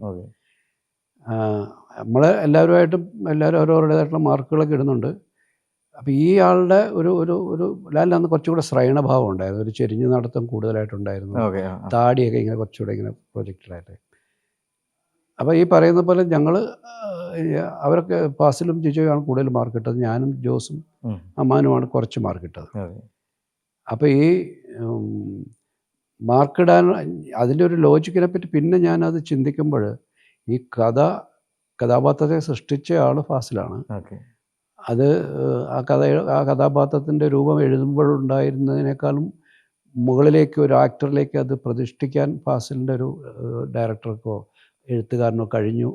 ലാലിലേക്ക് അതിന് ആ കഥാപാത്രത്തെ പ്ലേസ് ചെയ്യാൻ കഴിയുമെന്ന് തിരിച്ചറിഞ്ഞ ആൾ ഫാസിൽ തന്നെയാണ്. കാരണം ക്യാരക്ടറിനെ സൃഷ്ടിച്ച ആളാണ്. നമ്മളൊന്നും അത്ര എക്സ്പീരിയൻസ്ഡ് അല്ല. നമ്മളൊരു നോർമലി നമ്മുടെ ചിന്തകളിലുണ്ടായ ഒരു വില്ലൻ എന്ന് പറയുന്ന കൺസെപ്റ്റ് ഫോട്ടോ കണ്ട് സെലക്ട് ചെയ്തിട്ട് തന്നെയാണോ വിളിപ്പിച്ചാണ്? കുറേ പേരെ ഫോട്ടോ അയക്കും. എല്ലാവരും ഫോട്ടോ അയച്ചു കഴിഞ്ഞിട്ടാണ് സെലക്ട് ചെയ്യുന്നത്. സുരേഷ് കുമാറാണ് ലാലിൻ്റെ ഫോട്ടോ അയച്ചു തരുന്നത്. എന്ന് പിന്നീട് അതിൽ നിന്ന് വന്ന ഒരു 30 പേരെ വിളിച്ചു. അവരെ വിളിച്ച് ഓഡിഷൻ ചെയ്തു. അതിൽ നിന്നും ഒരാളെ പോലും നമ്മൾ സെലക്ട് ചെയ്തില്ല. ലാലിനെ മാത്രമാണ് എല്ലാവർക്കും ഇഷ്ടപ്പെട്ടത്. വേറെ എൻ്റെ ഒരു ക്യൂരിയോസിറ്റി, വേറെ ആരെങ്കിലും ഒക്കെ വന്ന കൂട്ടത്തിൽ അങ്ങനെ ഇന്ന് ഇൻഡസ്ട്രിയിൽ നിൽക്കുന്നതോ അങ്ങനെയുള്ള? ഇല്ല, ഇന്നുള്ളവരാരുമില്ല. ഇടയ്ക്ക് കൊല്ലത്ത് നിന്നുള്ള ഒരാൾ ഒരു പയ്യനുണ്ടായിരുന്നു. അയാളുടെ ഫോട്ടോ ഇപ്പോഴും ഞാൻ അയാളുടെ കൂടെ നിൽക്കുന്നൊരു ഫോട്ടോ ഒക്കെ. അയാളെ ശങ്കറിൻ്റെ റോളിന് വേണ്ടിയിട്ട് നോക്കിയായിരുന്നു. പിന്നീട് അത് മുന്നോട്ട് പോയില്ല. ലാലിൻ്റെ പോയി കഴിഞ്ഞപ്പോഴത്തേക്കും വീണ്ടും നമ്മളെല്ലാവരും കൂടി ഇരുന്ന് ഡിസ്കസ് ചെയ്തപ്പോഴത്തേക്കും ഇയാൾ കൊള്ളാം എന്ന് പറഞ്ഞു. അപ്പോൾ എനിക്ക് ആ ലോജിക്ക് മനസ്സിലായില്ല. കാരണം ഇയാളെങ്ങനെയാണൊരു അപ്പം ഫാസിൽ പറഞ്ഞത് ഓക്കെയാണ്, അയാളുടെ ബോഡി ലാംഗ്വേജ് ഓക്കെ. അതാണ് ഫാസിലിൻ്റെ ഒരു ബ്രില്യൻസ് എന്ന് പറയുന്നത്. അയാളിലേക്ക് കഥാപാത്രത്തെ ഫാസിലിൻ്റെ മനസ്സിൽ എഴുതുമ്പോൾ അത് ഉണ്ടായിരുന്നു എന്നറിയില്ല. പക്ഷേ വേറെ ഒരു പ്രത്യേകമായ ഒരു ബോഡി ലാംഗ്വേജും ഒക്കെ ഉള്ള ഒരാളെ കിട്ടിയപ്പോൾ കറക്റ്റായിട്ട് ഫാസിൽ അയാളിലേക്ക് അതിനെ പ്ലേസ് ചെയ്തു എന്നുള്ളതാണ്. അങ്ങനെയാണ്. പിന്നെ രണ്ടാമത് ലാലിൽ ഒരിക്കൽ കൂടി വിളിപ്പിച്ചു. കാരണം ഇയാൾ തീരുമാനിച്ച ശേഷം ലാലാണ് എന്നുള്ളത് നമ്മൾ ഫിക്സ് ചെയ്തു. അത് കഴിഞ്ഞിട്ട് ഒന്നും കൂടെ വിളിപ്പിച്ചു. അപ്പോൾ ലാലിനെ അറിയത്തില്ല ലാലിനെ ഫിക്സ് ചെയ്തെന്നുള്ളത്. ലാലിനെ മാത്രമേ വിളിപ്പിച്ചുള്ളൂ. അപ്പോൾ നമുക്കെല്ലാം അറിയാം ഇയാളെ സെലക്ട് ചെയ്തു. അപ്പോൾ ഞാൻ ഓഫീസിലേക്ക് കയറി വരുമ്പോൾ ഇയാൾ അവിടെ സൈഡിലൊരു കസേരയിലിരിപ്പുണ്ട്. അപ്പോൾ ഞാൻ എന്നിട്ട് അകത്തേക്ക് പോയി. ഇയാൾ പുറത്തെ വരാന്തയിൽ ഇരിക്കുന്നു. ഞാൻ അകത്ത് ജിജോയുടെ റൂമിലേക്ക് പോയി. പോകുമ്പോൾ ഇയാൾ അവിടെ ഇരിക്കുന്നു. എനിക്ക് ഇയാൾ ഓർമ്മ വന്നു, അന്ന് കണ്ട അതേ ആളാണല്ലോ ഇത്. അപ്പോൾ ഞാൻ വിചാരിച്ചു ഇയാൾ അറിയുന്നില്ലല്ലോ ഇയാളെ സെലക്ട് ചെയ്തു എന്നുള്ളത്. അങ്ങനെ അകത്ത് പോയി വീണ്ടും ഒന്നും കൂടെ വിളിച്ച് കുറച്ചും കൂടെ ഡീറ്റെയിൽഡ് ആയിട്ടുള്ളൊരു ഓഡീഷൻ കൂടെ നടത്തി പൊക്കോളാൻ പറഞ്ഞു. ആ പോകുന്ന സമയത്ത് ഈ പറയുന്ന ഈ കുട അവിടെയാണ് കാണുന്നത്. ലാലൊരു മുണ്ട് കൊടുത്തിരിക്കുന്നു. മുണ്ട് മടക്കി കുത്തിയിട്ട് വീട്ടിൽ നിന്നും ഇറങ്ങി ലാൽ നടന്നു പോവുകയാണ്. വെയിലത്തി കുട നിവർത്തിക്കൊണ്ട് ഇങ്ങനെ നടന്നു പോകുന്നു. അപ്പം ഞങ്ങളിൽ ആരോ പറഞ്ഞു ഇയാൾ നടന്നു പോകുന്നത് മലയാള സിനിമയിലേക്കാണല്ലോ എന്ന് മാത്രം ഒരു സംസാരം. അങ്ങനെ നടന്നു പോകുന്ന ഒരു ഓർമ്മയാണ് എൻ്റെ ഉള്ളിലുള്ളത്. അപ്പം ഈ മാർക്കറ്റിലൊക്കെ പിന്നെ തമാശകളായിട്ട് ഫാസിലാണ് അത് കൂടുതലായിട്ട് പ്രചരിപ്പിച്ചത്. അപ്പം ഞാനതിന് ലാലിന് കൊടുക്കുന്ന മറുപടി എപ്പോഴും ഇത് തന്നെയാണ്. ലാൽ ഇടയ്ക്കിടയ്ക്ക് പറയും എനിക്ക് 2 മാർക്ക് തന്ന ആളാണ് എന്ന് പറയുമ്പോൾ ഞാൻ 2 നാഷണൽ അവാർഡ് തന്നില്ലേ എന്ന് ചോദിച്ചു. ഞാൻ സ്റ്റേജിൽ അതെ. വേറെ ഞങ്ങളുടെ ഒരു ടേക്ക് അവേ ആണ് നിങ്ങളുടെ ഈ ഗ്രൂപ്പ് ഓഫ് സീനിയർ ഡയറക്ടേഴ്സിൽ നിന്ന്. ഇപ്പം ഞാൻ ഏറ്റവും കൂടുതൽ സന്തോഷിച്ചത് ഇപ്പം എല്ലാ സിനിമകളായാലും ഇപ്പം ജാവ ഇറങ്ങിയാലും സൗദി ഇറങ്ങിയ സമയത്തൊക്കെ ഞാനൊരു ഇൻഡസ്ട്രി പേഴ്സൺ അല്ല, ടോട്ടലി ഫിലിം സർക്കിളിൽ നിന്ന് പുറത്ത് നിന്നിട്ട് പെട്ടെന്ന് ഇൻഡസ്ട്രിക്കകത്ത് വന്ന ഒരാളാണ്. നിങ്ങൾ ഈ സീനിയേഴ്സ് ആയിട്ടുള്ള നമ്മളെ ഏറ്റവും റെസ്പെക്റ്റ്ഫുൾ ആയിട്ടുള്ള ഈ ഡയറക്ടേഴ്സ് സിനിമകൾ കണ്ടു കഴിഞ്ഞാൽ നമ്മളെ അഭിനന്ദിക്കും, നമ്മളോട് സംസാരിക്കും. ഈവൻ സാറാണെങ്കിൽ ഇപ്പം തുടരുന്നതിനെ പറ്റി സംസാരിക്കുന്നുണ്ട്. ഇത് ഈ ഒരു കൾച്ചറുണ്ട്. അപ്പോൾ എൻ്റെ ഇടയ്ക്കൽ ഒരു ദിവസം പ്രകാശ് വർമ്മ സെറ്റിലിരിക്കുന്ന സമയത്ത് ചോദിച്ചു, നിങ്ങൾ ഈ ഇൻഡസ്ട്രിക്ക് ഒരു പ്രത്യേക സ്വഭാവമുണ്ടോ? കാരണം അദ്ദേഹം സിനിമയിൽ ഉണ്ടായിരുന്നെങ്കിലും പിന്നീട് നോർത്തിൽ പോയി ആഡ് ഫിലിംസിൽ കോൺസെൻട്രേറ്റ് ചെയ്ത ഒരാളാണ്. ഇതെങ്ങനെയാണ് ഈ കൂടെ വർക്ക് ചെയ്യുന്ന അല്ലെങ്കിൽ നിങ്ങളുടെ ആയിട്ടുള്ള മറ്റ് ഡയറക്ടേഴ്സിനെ അങ്ങോട്ടും ഇങ്ങോട്ടും സപ്പോർട്ട് ചെയ്യുന്നത്? ഒരാളുടെ സിനിമ ഇറങ്ങിക്കഴിഞ്ഞാൽ നിങ്ങളത് ഷെയർ ചെയ്യുന്നു, അയാൾക്ക് ഓൾ ദ ബെസ്റ്റ് പറയുന്നു, അയാളുടെ ഇതിൻ്റെ പൂജയ്ക്ക് പോകുന്നു, അയാളുടെ സിനിമ കണ്ട് ഇഷ്ടപ്പെട്ട് കഴിഞ്ഞാൽ ആ സിനിമേനെ അഭിനന്ദിച്ചുകൊണ്ട് ഒരു ഒരു പോസ്റ്റ് ഇടുന്നു. ഇതൊന്നും മറ്റ് ഇൻഡസ്ട്രികളിൽ ഇദ്ദേഹം കാണുന്നില്ല. അപ്പം ഞാനന്ന് പ്രകാശേട്ടനോട് പറഞ്ഞു, പ്രകാശേട്ടാ അത് ഞാൻ കാണുന്നത്, ഞാനിപ്പോൾ ഓപ്പറേഷൻ ജാവ എന്ന് പറഞ്ഞ സിനിമ ചെയ്തപ്പോൾ എന്നെ ആദ്യം തിയേറ്ററിൽ നിന്ന് വിളിക്കുന്നത് ഷാജി കൈലാസാണ്. ഷാജി കൈലാസ് സാറ് വിളിച്ചിട്ട് വാതോരാതെ അതിൻ്റെ ഓരോ കാര്യങ്ങളെപ്പറ്റിയും പറഞ്ഞുകൊണ്ടിരിക്കുകയാണ്. അല്ലെങ്കിൽ ഫാസിൽ സാറ് കാണുന്ന സമയത്ത് പാച്ചിക്ക ജാവനെ പറ്റി സംസാരിക്കുന്നുണ്ട്. സാറ് നമ്മളൊരു ഫംഗ്ഷന് കാണുമ്പോൾ ഞാൻ ചെയ്ത സിനിമകളെ പറ്റി സംസാരിക്കും. അപ്പോൾ ഈ ഒരു കൾച്ചറിലാണ് നമ്മൾ ഇൻഡസ്ട്രി അല്ലെങ്കിൽ നമ്മുടെ സീനിയേഴ്സ് നമ്മൾ ഇതാണ് പഠിപ്പിക്കുന്നത്. അപ്പോൾ ആക്ച്വലി ഈ ഒരു കൾച്ചർ നിങ്ങളിലേക്ക് വന്നത് എങ്ങനെയാണ് ഇങ്ങനെ കൂടെയുള്ളവരെ വർക്ക് ചെയ്യാനും? കാരണം ഒരു കാലഘട്ടത്തിൽ വന്ന എല്ലാവരും, പ്രിയൻ സാറ് ഇപ്പം സത്യൻ സാറാണെങ്കിലും പാച്ചിക്കയാണെങ്കിലും എല്ലാവരും അങ്ങോട്ടും ഇങ്ങോട്ടും കോംപ്ലിമെൻറ്റുകൾ ചെയ്ത് സിനിമകൾ ചെയ്യുന്ന ആ പ്രോസസ്സ് എന്താണ്? ഇല്ല, ഇതെനിക്ക് തോന്നുന്നത് ആ കാലഘട്ടത്തിൽ കൂടുതലും സിനിമ കേന്ദ്രീകരിച്ചത് ചെന്നൈയിലാണ്. ഓക്കെ. മിക്കവാറും എല്ലാവരും, ഞാൻ ചെന്നൈയിലായിരുന്നു കുറേ കാലം താമസിച്ചത്. ബാക്കി എല്ലാവരും സിനിമയ്ക്ക് വേണ്ടി അവിടെ എത്തിപ്പെടാറുണ്ട്. ഇനി ചെന്നൈയിലല്ല, നാട്ടിലാണെങ്കിൽ പോലും നമ്മൾ പരസ്പരം, ഇപ്പം ഞാനിവിടെ എറണാകുളത്ത് ആയിരുന്നെങ്കിൽ പല സിനിമകളുടെ ഡിസ്കഷൻ ഇവിടെ എറണാകുളത്ത് BTH ഹോട്ടലായിരിക്കും. സത്യനും ശ്രീനിയും അവിടെ ഉണ്ടാവും, ഞാനും ലോഹിയും ഉണ്ടാവും. അപ്പം ഞാൻ എന്താണ് കഥ ചെയ്യുന്നത്, ഞങ്ങൾ എന്താണ് കഥ ആലോചിക്കുന്നത് എന്താണ് എന്നുള്ളത് അവർക്കറിയാം. ഓക്കെ. എല്ലാവരും കഥകളൊക്കെ അറിയാം, അങ്ങോട്ടും ഇങ്ങോട്ടും ഷെയർ ചെയ്യും. അവർ പകൽ ഞങ്ങൾ 2 സ്ഥലത്തായിരിക്കാം, ചിലപ്പോൾ ഇടയ്ക്കുന്ന ഒരു ബ്രേക്കിന് വേണ്ടി അങ്ങോട്ടും ഇങ്ങോട്ടും മുറികളിലേക്ക് പോകും. അപ്പോൾ അവരെന്താണ് ചെയ്യുന്നത് അതിലേക്ക് നമ്മളും ആ ഡിസ്കഷൻ്റെ ഭാഗമാവുകയും അതിലേക്ക് നമുക്ക് എന്തെങ്കിലും കോൺട്രിബ്യൂട്ട് ചെയ്യാൻ പറ്റുമെങ്കിൽ ആ കേൾക്കുന്ന കഥയിൽ നമ്മളൊരു അഭിപ്രായം പറയും, ചിലപ്പോൾ അവർക്ക് ഉപയോഗിക്കാൻ പറ്റുന്നതായിരിക്കും. അങ്ങനെ ഒരു കോംപ്ലിമെൻറ്റ് അങ്ങോട്ടും ഇങ്ങോട്ടും നടക്കാറുണ്ട്. ചെന്നൈയിലായാലും ഇതുപോലെയുള്ളൊരു കൂടിച്ചേരൽ എപ്പോഴും ഉണ്ട്. വുഡ്ലാൻഡ്സ് ഹോട്ടലും ഒക്കെ ആയിട്ട് നമ്മൾ ഇപ്പം ഫാസിൽ പ്രിയനൊക്കെ ദിവസവും കണ്ടുകൊണ്ടിരുന്ന ആൾക്കാർ, ഫാസിലിൻ്റെ ഗസ്റ്റ് ഹൗസിൽ ഇവരെല്ലാവരും വരും. അപ്പോൾ ഈ നമ്മൾ മറ്റേ ആൾ എന്താണ് ചെയ്യുന്നത്, നമുക്കിതൊരു രഹസ്യ സ്വഭാവമില്ല. ഞാൻ എന്താണ് ചെയ്യുന്നതെന്നുള്ള സത്യനും കമലിനും എല്ലാവർക്കും അറിയാം. ഏതാണ് പ്രോജക്റ്റ്, എൻ്റെ കഥ എന്താണ് എന്നൊക്കെ പറയാം. അങ്ങനെ ഒരു ഒളിച്ചു വെപ്പില്ല. നമ്മളെല്ലാവരും ക്യൂരിയോസിറ്റി ചോദിക്കുക, സാറ് അങ്ങനെ എന്തെങ്കിലും ഒരു ഐഡിയ പറഞ്ഞിട്ട് മറ്റൊരു സിനിമയിൽ വന്നതോ, അല്ലെ സാറിൻ്റെ സിനിമയിൽ വേറൊരു കൂടെയുള്ള ഡയറക്ടർ പറഞ്ഞിട്ട് വന്നൊരു ഐഡിയയോ എക്സൈറ്റ്മെൻറ്റോ തോന്നിയതും ഭയങ്കരമായിട്ട് വർക്കൗട്ട് ആയതുമായിട്ട് എന്തെങ്കിലും തോട്ടുകളുണ്ട്? സാറ് പറഞ്ഞതും ആവാം. ഇല്ല, അങ്ങനെ ഒരു പർട്ടിക്കുലറായിട്ടൊരു കാര്യം എനിക്ക് പറയാനില്ല. കാരണം നമ്മൾ ഒരു ബേസിക് ഐഡിയ നമ്മൾ ബ്രേക്ക് ചെയ്യാറില്ല.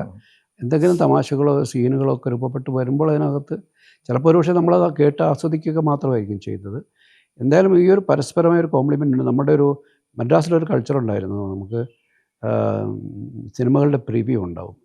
ഇപ്പോൾ എൻ്റെ ആദ്യത്തെ സിനിമ മുത്താരംകുന്ന് PO, അതിൻ്റെ ഫസ്റ്റ് പ്രിവ്യൂ നടക്കുമ്പോൾ അവിടെ ഒരു ഫിലിം ചേംബറിൻ്റെ ഒരു പ്രിവ്യൂ തിയേറ്ററുണ്ട്. അപ്പോൾ അവിടെ അന്ന് അത് ഇടാൻ പോവുകയാണ്. അപ്പോൾ അന്ന് സത്യൻ അവിടെ പ്രിയപ്പെട്ട പപ്പൻ്റെ ഷൂട്ടിങ്ങായിട്ട് അവിടെ ഉണ്ട്. അപ്പോൾ ലിസി ഈ സിനിമയിൽ അഭിനയിച്ചിട്ടുണ്ട്. അപ്പോൾ ലിസി എൻ്റെ സിനിമയിലും ഉണ്ട്, പപ്പൻ പ്രിയപ്പെട്ട ലിസി ഉണ്ട്. അപ്പോൾ ലിസി എൻ്റെ അടുത്ത് ചോദിച്ചു, സത്യൻ സാറിനെ വിളിക്കാവോ, സത്യൻ സാറിനെ ഒന്ന് കണ്ടാൽ കൊള്ളാവുന്നുണ്ട് എന്ന് പറഞ്ഞു. അപ്പോൾ അതിന് സത്യൻ സാറോട് സാറിന് സത്യനുമായിട്ട് അറിയാം, സത്യൻ എന്നെ അറിയാം, എനിക്ക് സത്യനെ അറിയാം. പക്ഷേ സത്യൻ എന്നെക്കാൾ കുറച്ചുകൂടെ സീനിയറാണ്. ഒരിക്കൽ സത്യനെ ഞാൻ തിരുവനന്തപുരത്ത് ചിത്രാഞ്ജലിയിൽ വെച്ച് കാണുമ്പോൾ അന്ന് ഈ രജനി പറയൂ എന്ന് പറയുന്നത് ആ പാട്ടാണ്, സത്യൻ എഴുതുകയാണ്.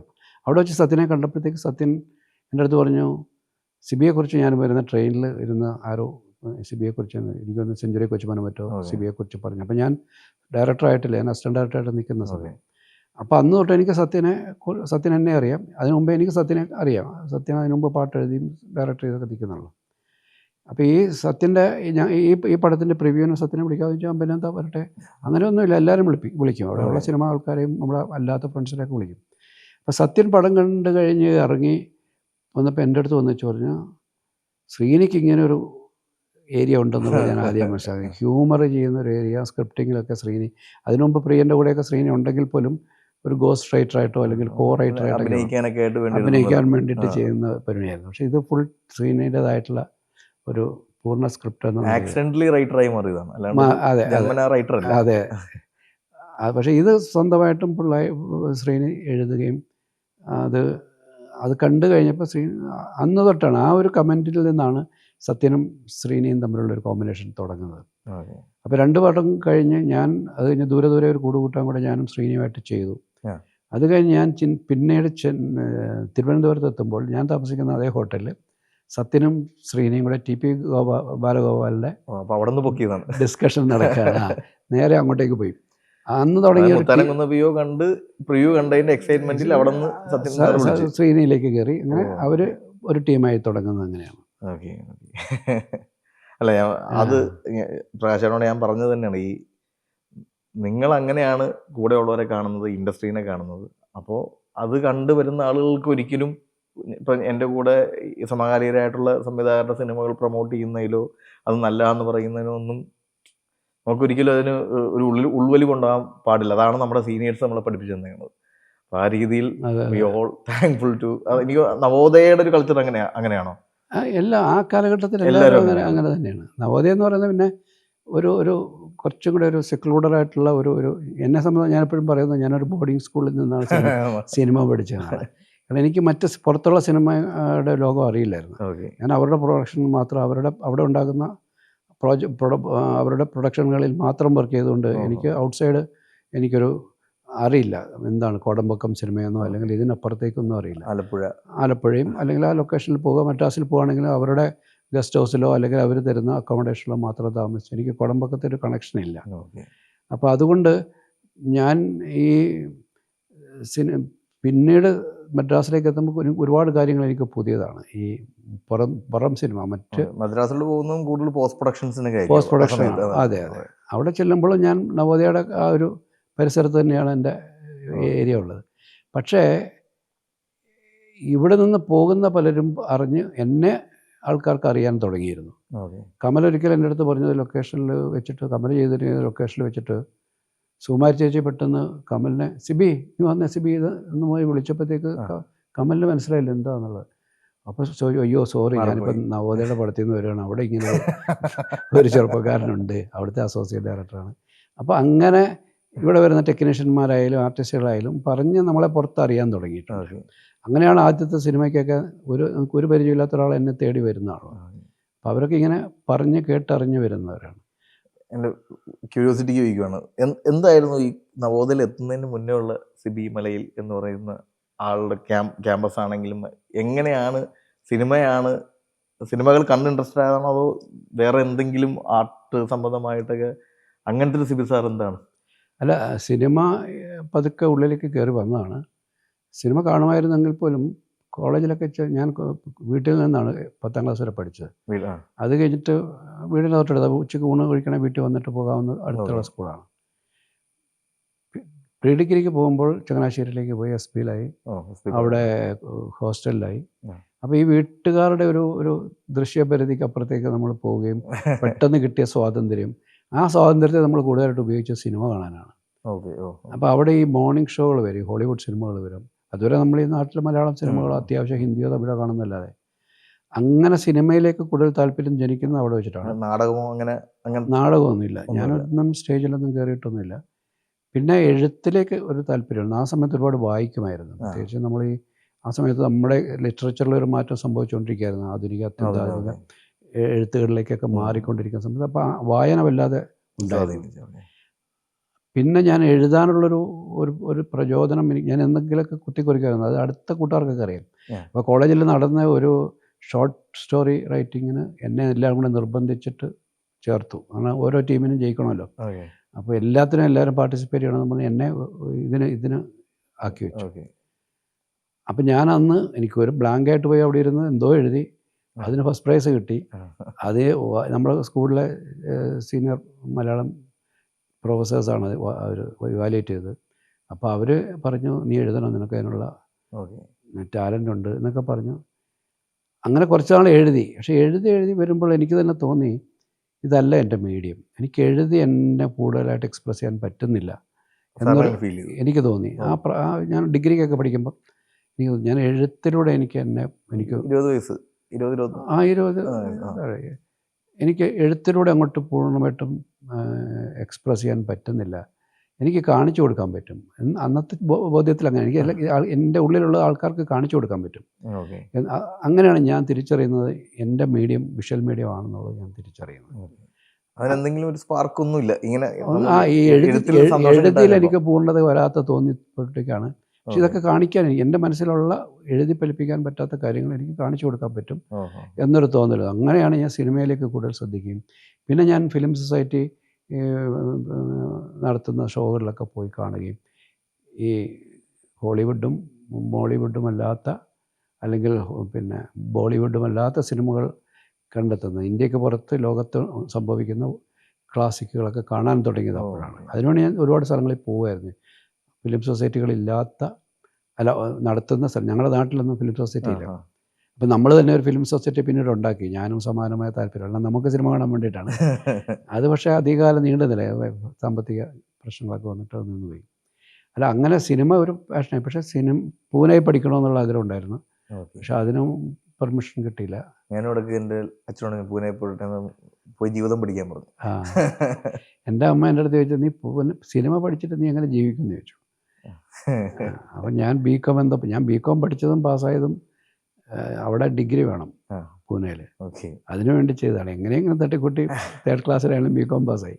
അപ്പോഴാണ് പറയുന്നത് സിനിമ വേണ്ട, നീ പഠിച്ച അതിൻ്റെ ബാക്കി പഠിക്കാൻ പറഞ്ഞൊക്കെ ഉണ്ട്. പക്ഷേ ഇത് പിന്നെ ഒരു അത്ഭുതകരമായ ഒരു വഴി തുറക്കലായിരുന്നു. നവോദയയിലേക്കുള്ള ക്ഷണം വരുന്നുണ്ട്. അത് എഴുതാൻ വേണ്ടിയിട്ട് അല്ലെങ്കിൽ സ്റ്റോറി ഡിസ്കഷനിലേക്കാണ് ക്ഷണം വരുന്നത്. അങ്ങനെ ആ വഴി തുറന്ന് അതിലൂടെ പതുക്കെ ഇങ്ങനെ സിനിമയുടെ ഭാഗമായി നമ്മളറിയാതെ എൻ്റെ ഉള്ളിൽ പെട്ടുപോയി.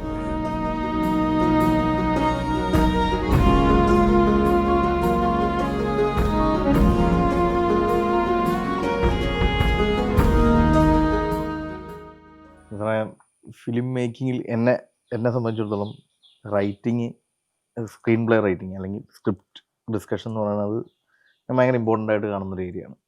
അപ്പോൾ എൻ്റെ ഒരു സൗദി വെള്ളക്കയുടെ ഒരു റൈറ്റിംഗ് പ്രോസസ്സിൽ ഇങ്ങനെ ഒട്ടും എഴുതിയിട്ടും തൃപ്തിയാകുന്നില്ല.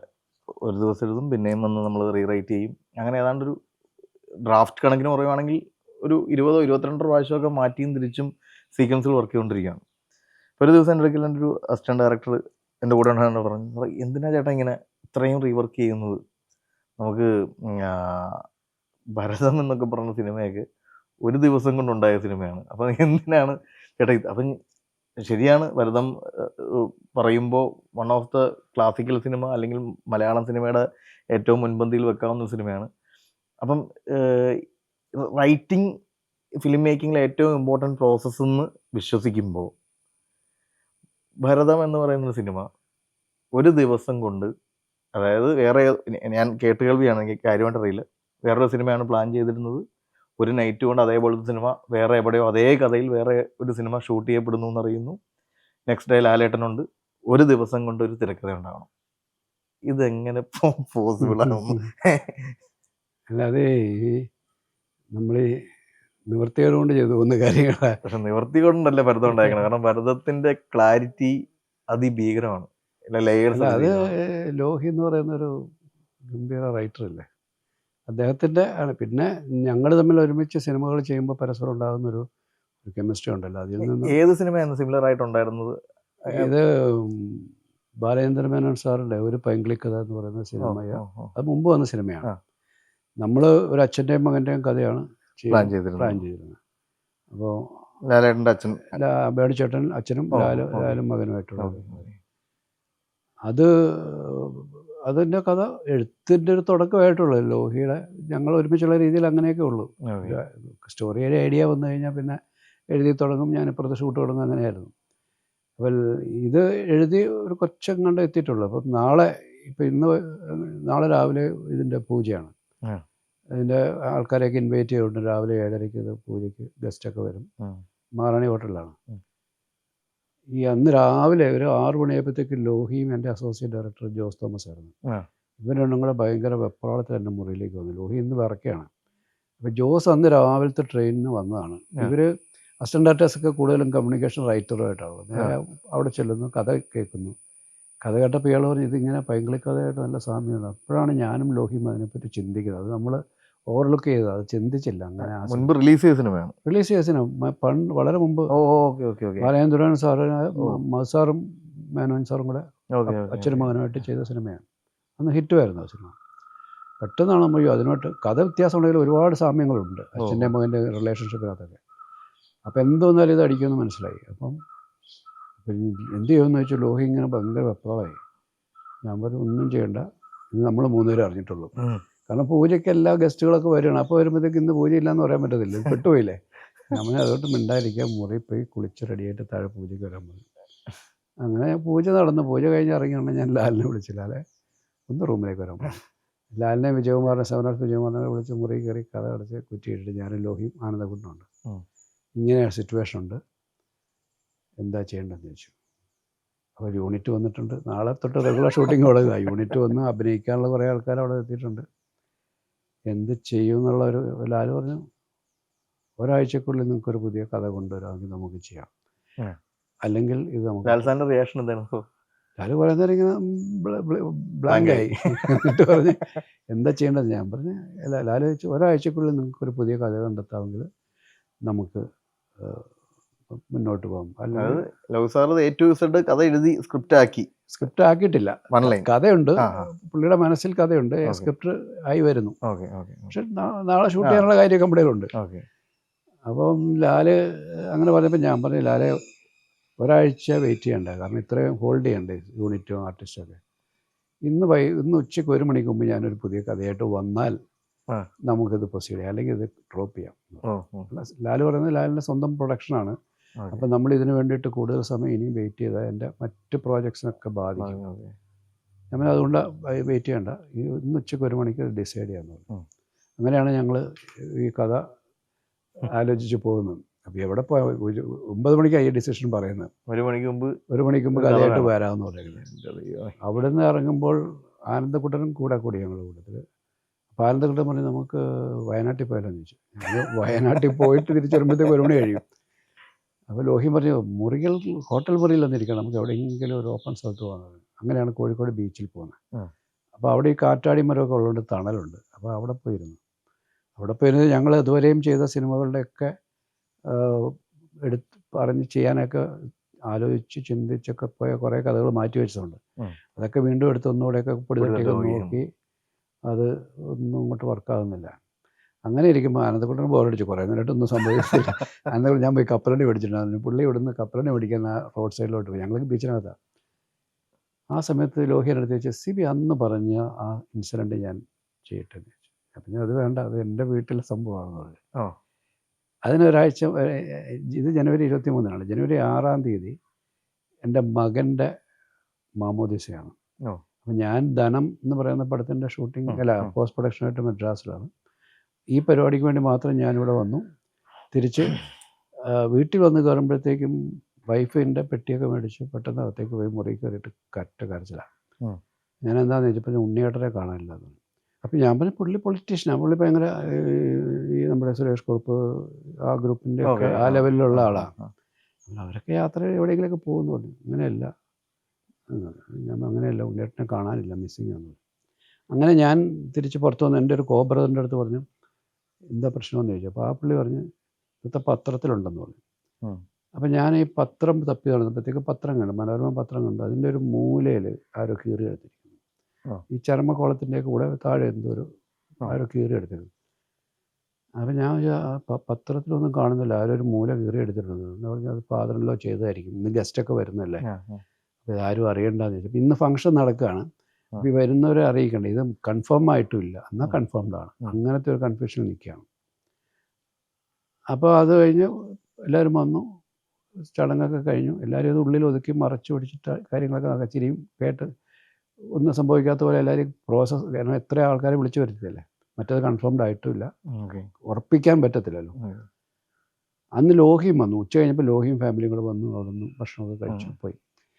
2 ദിവസം കഴിഞ്ഞ് ഞങ്ങൾ മദ്രാസിൽ പോയ സമയത്ത്, അതിനിടയ്ക്ക് അന്ന് രാത്രിയിൽ ഞാൻ ഈ മരിച്ച പുള്ളിയുടെ എൻ്റെ സിസ്റ്ററിൻ്റെ പുള്ളിക്കാരത്തി എറണാകുളത്താണ്. പുള്ളിക്കാരത്തിയെ ഞാൻ ഇത് കഴിഞ്ഞ് ചടങ്ങ് കഴിഞ്ഞ് പിറ്റേ ദിവസം രാവിലെ എനിക്ക് വീണ്ടും മദ്രാസിലേക്ക് പോകണം. അപ്പോൾ ഞാൻ രാത്രി പുള്ളിക്കാരത്തിന് വീട്ടിൽ ചെന്നപ്പം അവിടെ ഈ അനുജൻ ഫോണിലൂടെ ആരോടോ സംസാരിക്കുക. അപ്പം ഞാനവിടെ നിൽപ്പുണ്ട്. മറ്റേ അശോക് ചെറിയ എന്നൊക്കെ പറയുന്ന ഇവിടുത്തെ കുറേ ഈ ഇടതുപക്ഷ യുവ നേതാക്കന്മാരൊക്കെ ഉണ്ട്. അപ്പോൾ ഇയാൾ പറയുന്നത് നാളെ രാവിലെ ഉമാദത്തൻ ഡോക്ടർ വരും, എന്നിട്ട് ബോഡി പുറത്തെടുക്കും. ബോഡി ഓൾറെഡി ക്രിമേറ്റ് ചെയ്തു, കായലിൽ നിന്ന് കിട്ടിയതാണ്. ഇതിൻ്റെ ഡ്രസ്സ് ഐഡൻറ്റിഫൈ ചെയ്തത് കറക്റ്റാണ്. അപ്പോൾ ബോഡി ഞാനത് കേട്ടിരിക്കും, ഇത് ബോഡി ബോഡി ബോഡി എന്ന് അനിയൻ ഇങ്ങനെ പറയുന്നതിന് ഞാൻ ആലോചിച്ചു എന്തുമാത്രം പ്രാക്ടിക്കലായിട്ട് ഇയാൾ സിറ്റുവേഷനെ അഡ്രസ്സ് ചെയ്യുന്നുണ്ട്. ഒരു ക്ലിനിക്കലായിട്ട് ഇതിനെ പുള്ളി അതിനെ അപ്രോച്ച് ചെയ്യുന്നുണ്ട്. അപ്പം ഞാൻ വിചാരിച്ചു ഇതിനകത്തൊരു സിനിമ കിടപ്പുണ്ടല്ലോ എന്ന് എൻ്റെ മനസ്സിൽ നിന്ന് കത്തി. പിന്നെ ഞാനങ്ങ് വിട്ടു. അപ്പോൾ ലോഹി എടുത്തത് പിറ്റേ ദിവസം ലോഹി എന്നെ കണ്ടപ്പോൾ പറഞ്ഞു അത് ഞാൻ അപ്പോൾ ഞാൻ ഈ കാര്യം ലോഹി അന്ന് വന്നപ്പോൾ വീട്ടിൽ ഇതായിരുന്നു സിറ്റുവേഷൻ, ലോഹി അറിഞ്ഞിട്ടില്ല ഇങ്ങനെയായിരുന്നു സിറ്റുവേഷൻ. അപ്പോൾ ലോഹി അത് മുഴുവൻ കേട്ടിട്ട് പറഞ്ഞു കടലാസം പേരെന്ന് ഞാനിപ്പോൾ ഒരു ഫുൾ എഴുതി തരാമെന്ന് പറഞ്ഞു. ഞാൻ പറഞ്ഞത് വേണ്ടെന്ന് പറഞ്ഞു, വേണ്ട നമ്മുടെ കുടുംബത്തിലെ പ്രശ്നമായിരുന്നു, അങ്ങനെ വിട്ടു. അപ്പോൾ ലോഹി അവിടെ വെച്ച് അതാ ചോദിക്കും, കടപ്പുറത്ത് വെച്ച് എൻ്റെ അടുത്ത് അതാ ചോദിക്കും, അത് ഞാൻ ചെയ്തിട്ടില്ല. അപ്പോൾ ഞാൻ പറഞ്ഞു അത് അല്ല അത് പറ്റത്തില്ല, അത് വേണ്ടെന്ന് പറഞ്ഞു. അപ്പോൾ അങ്ങനെയല്ല, ഈ ജ്യേഷ്ഠനുജൻ ബന്ധമുണ്ടല്ലോ, നിങ്ങൾ പറയില്ല ഫോൺ വിളിയുടെ കണക്ഷൻ, അത് വെച്ചിട്ട് നമുക്കൊരു കാര്യം വർക്ക് ചെയ്യാൻ പറഞ്ഞു. എന്നുവെച്ചാൽ എന്താണെന്ന് ചോദിച്ചു, ഇല്ല ഒരു പെരുന്തച്ഛൻ കോംപ്ലക്സ് അപ്ലൈ ചെയ്യാം അതിനകത്ത്. അത് ഏത് ബന്ധങ്ങളിലും ഉണ്ട്, അച്ഛനും മകനായാലും ഗുരുവും ശിഷ്യനായാലും ജ്യേഷ്ഠനും അനുജനായാലും ഭാര്യ ഭർത്താക്കന്മാർക്കിടയിലായാലും തന്നേക്കാൾ താഴെ നിൽക്കുന്ന ഒരാൾ തന്നേക്കാൾ മുകളിലേക്ക് കയറി പോകുമ്പോൾ ഉണ്ടാകുന്ന കോംപ്ലക്സ് ആണ്. അത് ഏത് റിലേഷൻഷിപ്പ് അപ്ലൈ ചെയ്യാം. അപ്പം ഞാൻ ചോദിച്ചാൽ എന്താ, ജ്യേഷ്ഠനും അനുജനും ഒരേ പ്രൊഫഷനിൽ. ഞാൻ പറഞ്ഞു എന്താ പ്രൊഫഷൻ, 2 എഞ്ചിനീയർമാരായാലോ. ഞാൻ പറഞ്ഞു എഞ്ചിനീയർമാരായ ഇയാളെക്കാളും നല്ല വർക്ക് അയാളെയാണെന്ന് ബിൽഡിംഗ് അയാളിൽ പെടുന്ന ആൾ, അതെങ്ങനെ സിനിമയിൽ നമുക്ക് കമ്മ്യൂണിക്കേറ്റ് ചെയ്യാൻ പറ്റും. അപ്പോൾ ഇന്ന് 2 സർജന്മാരായാലോ. ഞാൻ പറഞ്ഞു അത് അതിനേക്കാളും കോംപ്ലിക്കേഷൻ, ഇത് ഭയങ്കര മൈന്യൂട്ടസ്റ്റ് ആയിട്ടുള്ള പണി ചെയ്യുന്നത്, നമുക്കെങ്ങനെ അത്. അപ്പം ഞാൻ പറഞ്ഞു നമ്മളെന്തായാലും പ്രണവത്തിന് വേണ്ടിയാണ് ചെയ്യുന്നത്. കഴിഞ്ഞ പടവും മ്യൂസിക്കലായിരുന്നു, അബ്ദുള്ളയാണ്. ഇത് മ്യൂസിക്കലാക്കിയല്ലോ ലോഹി. അതങ്ങനെ ഞാൻ പറയും 2 ക്ലാസിക്കൽ സിംഗേഴ്സ്, ചേട്ടനും അനുജനും, കച്ചേരിക്ക് ചേട്ടൻ്റെ കൂടെ അകമ്പടി പോകുന്ന അനുജൻ. ഒരു ഘട്ടത്തിൽ ലോഹി പറഞ്ഞാൽ അത് കൊള്ളാമെന്ന് പറഞ്ഞു. അങ്ങനെ അതേ കയറി പിടിച്ച് ഞങ്ങൾ അവിടെ നിന്ന് പറഞ്ഞ് അതിൻ്റെ 1 ലൈൻ അവിടെ ഇരുന്നുണ്ടായി. ഒരു ആദ്യമധ്യാന്ത രൂപം ഉണ്ടായി. അതിങ്ങനെ വർക്ക് ചെയ്ത് അപ്പോഴത്തേക്ക് ആനന്ദഘട്ടൻ കപ്പലണ്ടിയായിട്ട് വന്നപ്പോഴത്തേക്ക് ഞങ്ങൾ ഭയങ്കര ഹാപ്പി ആയിട്ടിരിക്കുന്നു.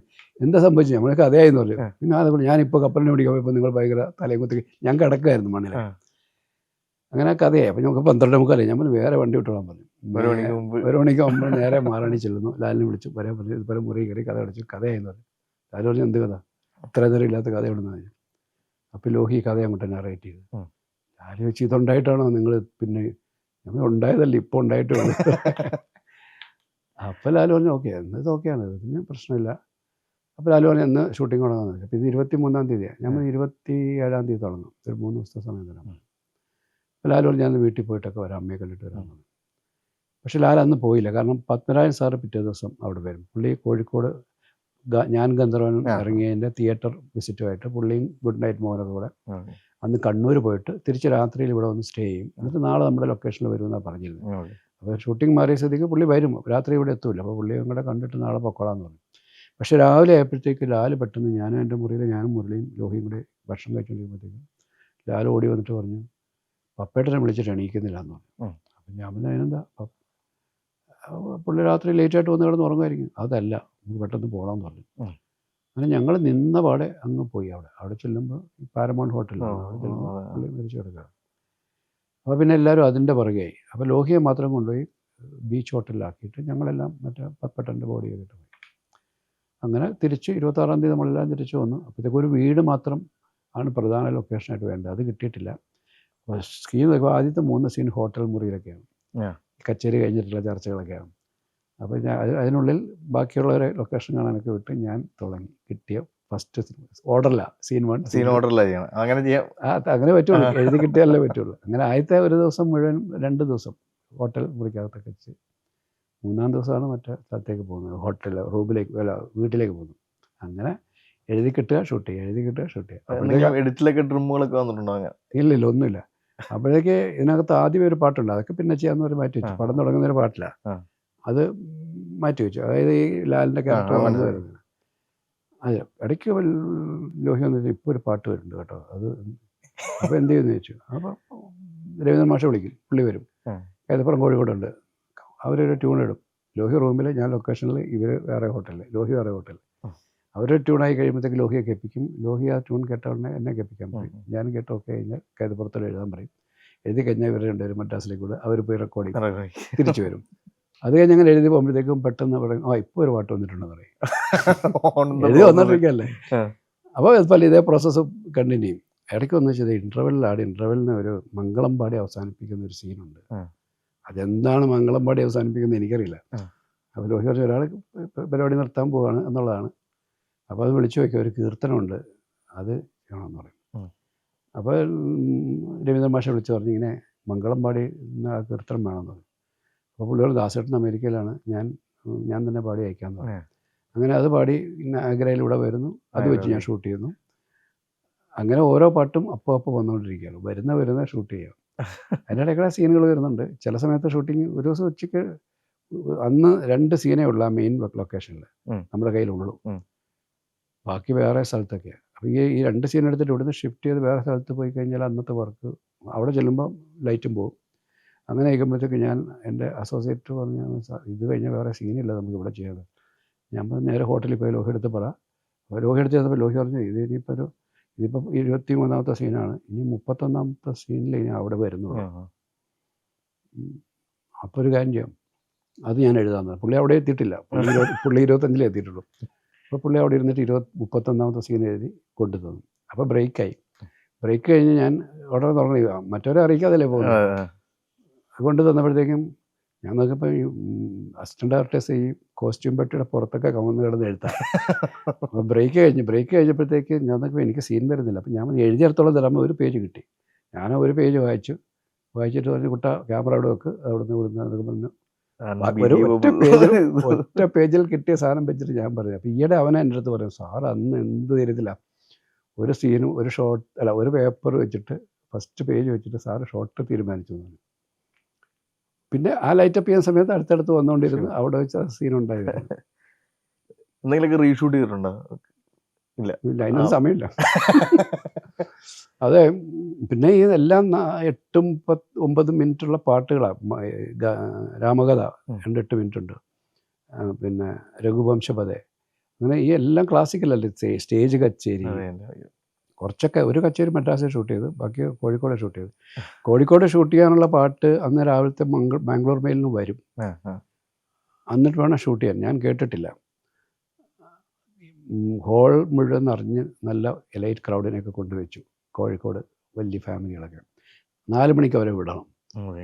അന്ന് 8:30-ക്ക് ബാംഗ്ലൂർ മെയിൽ വരുന്നതാണ്. അന്ന് വന്നിട്ടില്ല, ലേറ്റായി. ക്രൗഡ് വന്ന് അറിഞ്ഞിരിക്കുക, പാട്ട് കൈ വന്നിട്ടില്ല. അപ്പം ഞാൻ കുട്ടനെ വിളിച്ച് പറഞ്ഞു, കുട്ടനൊരു കാര്യം ചെയ്യും, ക്രൗഡിൻ്റെ റിയാക്ഷൻസ് എടുക്കാൻ പറഞ്ഞു. അപ്പം നമ്മുടെ വേറെ പാട്ടുകൾ ഇരിപ്പുണ്ടല്ലോ, ക്ലാസ്സിൽ, ഞാൻ അത് വെച്ച് തലഹട്ടിക്കോട്ടെ, ക്ലോസൊക്കെ എടുക്കാൻ പറഞ്ഞു. അങ്ങനെ അവർ പാട്ട് കേൾക്കുന്നത് ആസ്വദിക്കുന്നതൊക്കെ എടുത്തപ്പോഴത്തേക്ക് മറ്റത് വന്നു. അത് വന്നപ്പോൾ 5 കഷ്ണമായിട്ടാണ്. അതെങ്ങനെ കൂട്ടി വയ്പ്പിക്കണമെന്ന് അറിയത്തില്ല. അത് വെച്ചിട്ട് പിന്നെ അസിസ്റ്റൻ്റ് ഡയറക്ടേഴ്സ് അതിൻ്റെ ഒരു ഓർഡറൊക്കെ എടുത്ത് ഉണ്ടാക്കി. ഞാൻ എപ്പോഴും അത് കേട്ടിട്ടില്ല. അത് കഴിഞ്ഞിട്ട് ഇത് ഞാൻ പറഞ്ഞു നേരെ ക്യാമറ ബാക്കിൽ കൊണ്ടുപോക്കാൻ പറഞ്ഞു. വൈറ്റ് ഷോട്ട്സ് എല്ലാം എടുത്ത് ക്രൗഡും സ്റ്റേജിലൊക്കെ ലാലിനെ കൊണ്ടിരുത്തി. ഞാൻ പറഞ്ഞു പാട്ടിടും, എന്തെങ്കിലും ലിപ്പ് കൊടുത്തോളാൻ പറഞ്ഞു. ഞാൻ ഈ പുതിയ പാട്ട് വന്നാൽ ഇട്ടു, ഇഷ്ടം പോലെ എന്തെങ്കിലും ലിപ്പ് വൈഡ് വെച്ചിരിക്കാം. അതെല്ലാം ഷൂട്ട് ചെയ്ത് കഴിഞ്ഞിട്ട് പിന്നെ വേണിച്ചേട്ടൻ നടന്നു പോയി. അതിൻ്റെ ഒരു പോയിന്റ് ഒന്നും നമുക്ക് ഫിക്സ് ചെയ്യാൻ പറ്റിയിട്ടില്ല. ഞാൻ റാൻഡമായിട്ടൊരു സ്ഥലം പിടിച്ചു, ഈ പാട്ട് ഈ ലൈനും തൊട്ട് വേണിച്ചേട്ടൻ നടന്ന് അവിടെ വന്ന് ഇതിട്ട് വേണിച്ചേട്ടൻ ഇറങ്ങി. പിന്നെ വേണിച്ചേട്ടൻ സിനിമയിൽ അവസാനമായിട്ട് നടന്നു പോകുന്ന അവിടെയാണ്. അങ്ങനെ അത്രയും ഷൂട്ട് ചെയ്ത് ക്രൗഡിനെ 4 മണിയപ്പോൾ വിട്ടു. അത് കഴിഞ്ഞാണ് നമ്മളൊന്ന് റെസ്റ്റ് എടുക്കുന്നത്, ഭക്ഷണമൊക്കെ കഴിച്ച് റിലാക്സ് ആയിട്ട് രാത്രിയിൽ ഇവരുടെയൊക്കെ ക്ലോസപ്സ് ഒക്കെ എടുത്ത് തുടങ്ങി സ്റ്റേജിൻ്റെ. എത്ര ദിവസം ഷൂട്ട് ചെയ്യുന്നത്? കഥ കൺസീവ് ചെയ്തത് 23-ാം തീയതിയാണ്, ജനുവരി 27-ന് ഷൂട്ട്. 27 ഷൂട്ട് തുടങ്ങി. മാർച്ച് 27-ന് പടം റിലീസ് ചെയ്തു. മാർച്ച് 27-ന് പടം റിലീസ് ചെയ്തു. ജനുവരി ചിന്തിക്കാൻ പറ്റില്ല, എനിക്കും ഓടണം ഇറങ്ങിയിട്ട്. അത് നാഷണൽ അവാർഡ് ലാലിന്. അതൊരു ഗിന്നസ് റെക്കോർഡായിരിക്കല്ലേ, ഒരു കഥ കൺസീവ് ചെയ്തിട്ട് 63-ാം ദിവസം തിയേറ്ററിൽ പടം വരിക എന്ന് പറയുന്നത്. അത് ഭയങ്കരമായിട്ടൊരു ആത്മവിശ്വാസവും റൈറ്ററിനോടുള്ള വിശ്വാസം, ആക്ടറിന് ഡയറക്ടറിനോടുള്ള വിശ്വാസം ട്രസ്റ്റ് വർത്തി ഫിലിം. ഇവർക്ക് ഊർവശിയുടെ പറയുന്നത് കേട്ടോ എവിടെയോ ഇതല്ലേ റിയാക്ഷൻ ഷോട്ടിനെ പറ്റി റിയാക്ഷൻ ഷോട്ട് പറഞ്ഞ എങ്ങനെ എനിക്ക് പറയില്ല എന്താ അപ്പുറത്ത് സാറ് വന്നിട്ട് കൈ കാണിക്കാൻ പറഞ്ഞു. ഞാൻ കൈ കാണിച്ചു, ഭയങ്കര വിഷമിച്ച് ഇങ്ങനെ സപ്പോർട്ട്. അവർക്കറിയില്ല, അത് പടം കണ്ടപ്പോൾ കറക്റ്റ് ഫിറ്റാണ്. പറഞ്ഞത്. ഇല്ല, അവർ പറയായിരുന്നു ഞങ്ങൾക്കൊക്കെ ഞങ്ങൾ വേറെ കഥ പറഞ്ഞ് അഭിനയിക്കാൻ വന്നതാണ്. അവിടെ വന്നപ്പോൾ ലളിത ചേച്ചി പറഞ്ഞു ഇവരെന്തായി കാണിക്കുന്നത്, മൊത്തം കുഴപ്പമായോ എന്നൊക്കെയാണ്. ഇത് ഇവർ പറഞ്ഞു ഇപ്പം ഇവിടെ അഭിനയിക്കാൻ വന്ന വിജയരാഘവൻ ഉണ്ടായിരുന്നു, വിജയരാഘവനെ വേണ്ടാന്ന് വെച്ചു. വിജയരാഘവൻ റോളില്ല. ആലാലുകൃഷ്ണനെ വിളിക്കുന്നു, ലക്ഷ്മിയെ പെട്ടെന്ന് വിളിക്കുന്നു. അങ്ങനെ ഇവർ എന്താണിത്, അവർക്കാർക്ക് കൺഫ്യൂഷൻ, ഇവിടെ എന്തോ കുഴപ്പമായിപ്പോയി, ഇത് കയ്യിൽ നിന്ന് പോയ അവസ്ഥയാണ്. ലാലിൻ്റെ ആരാണ്ടൊക്കെ ലാലിൻ്റെ അമ്മേനെയൊക്കെ വിളിച്ച് പറഞ്ഞായിട്ട് അവരെ പറഞ്ഞിങ്ങനെ ആദ്യത്തെ പടത്തിൻ്റെ കോൺഫിഡൻസ് ഓവർ കോൺഫിഡൻസ് ആയിട്ട് അവരെന്തൊക്കെയോ കാണിക്കാം, തട്ടിക്കൂട്ട് പടമെന്ന് പറഞ്ഞു. അല്ല അത് ലോഹി സാറിൻ ഈ റൈറ്റർ ഡിയോ എന്ന് പറഞ്ഞ ഇപ്പം റൈറ്ററുമായിട്ടുള്ള ആത്മവിശ്വാസം ഇത് എപ്പോഴാണ് ഇത് ഡയറക്ടർ റൈറ്റർ ഒന്നിക്കുന്ന ഒരു പ്രോസസ്സ്? ഒരുപാട് എം ഡി സാറിനൊപ്പം ചെയ്തിട്ടുണ്ട്, സാറ് ഒരുപാട് റൈറ്റേഴ്സിനൊപ്പം ചെയ്തിട്ടുണ്ട്, ഇപ്പം പുതിയ ആളുകൾക്കൊപ്പം ചെയ്തിട്ടുണ്ട്. എവിടെയാണ് നിങ്ങൾ തമ്മിലുള്ള ഒരുമിക്കലുണ്ടാകുന്നത്? ഇല്ല, ഇത് ആദ്യത്തെ ഒരു സ്പാർക്ക് ഉണ്ടാവും, കഥയുടെ ഒരു സ്പാർക്ക് കേൾക്കുമ്പോൾ. ഇപ്പം ലോഹി എന്നെ കാണാൻ ആദ്യം വരുമ്പം ലോഹി ഈ കഥയ്ക്ക് വേണ്ടിയിട്ടല്ലേ വരുന്നത്.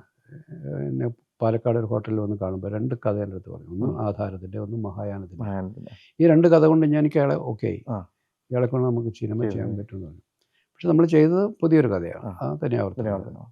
അപ്പോൾ ആദ്യത്തെ ഇയാളെ പറ്റി നമുക്ക് ഉണ്ടാകുന്നൊരു കോൺഫിഡൻസ് ഉണ്ടല്ലോ, അത് വർക്ക് ചെയ്ത് കഴിഞ്ഞാൽ പിന്നെ പോയിക്കോളും. എം ഡി സാറിൻ്റെ കാര്യത്തിൽ പിന്നെ അത് പറയേണ്ട കാര്യമില്ല. പക്ഷെ എം ഡി സാറിൻ്റെ കാര്യത്തിൽ എന്നെ സംബന്ധിച്ചോളം ഞാനിങ്ങനെ ഭയങ്കര ഒരു വലിയ ഭയത്തോടു കൂടിയാണ് അതിനെ അപ്രോച്ച് ചെയ്തത്. കാരണം ഇത്രയും വലിയ ആൾക്കാർ, ഇപ്പം അരുൺ സാറായാലും ശശിയേട്ടനായാലും ഇവരൊക്കെയും ഭരതേട്ടനായാലും ഒക്കെ പുള്ളിയുടെ സ്ക്രിപ്റ്റ് ചെയ്തുകൊണ്ടിരിക്കുമ്പോഴത്തേക്ക് താരതമ്യേന അന്ന് ജൂനിയറായിട്ടുള്ള അതെങ്ങനെയാ ഓപ്പർച്യൂണിറ്റി ഓപ്പൺ ആയത്? അത് ഈ 7 ആർട്സ് വിജയകുമാറാണ് നമ്മുടെ ഈ പ്രണവത്തിൻ്റെ എല്ലാ പടങ്ങളും ഡിസ്ട്രിബ്യൂട്ട് ചെയ്തത്. കിരീടവും പുള്ളിയാണ് ചെയ്തത്. അപ്പം ഞങ്ങൾ തമ്മിൽ അങ്ങനെ ഒരു ഫ്രണ്ട്ഷിപ്പ്. എന്നോട് ചോദിച്ചു ഞാൻ നിങ്ങളുടെ ഡിസ്ട്രിബ്യൂഷൻ പടം മാത്രമല്ലേ ചെയ്തുള്ളൂ, നമുക്ക് സ്വന്തമായിട്ടൊരു പടം ചെയ്യാമെന്ന് ചോദിച്ചു. അപ്പോൾ ഞാൻ പറഞ്ഞു എം ഡി സാറിൻ്റെ സ്ക്രിപ്റ്റ് കിട്ടുകയാണ് ഞാൻ ചെയ്യാമെന്ന്. പുള്ളി അവർ തമ്മിൽ ഭയങ്കര അടുപ്പമുണ്ട്.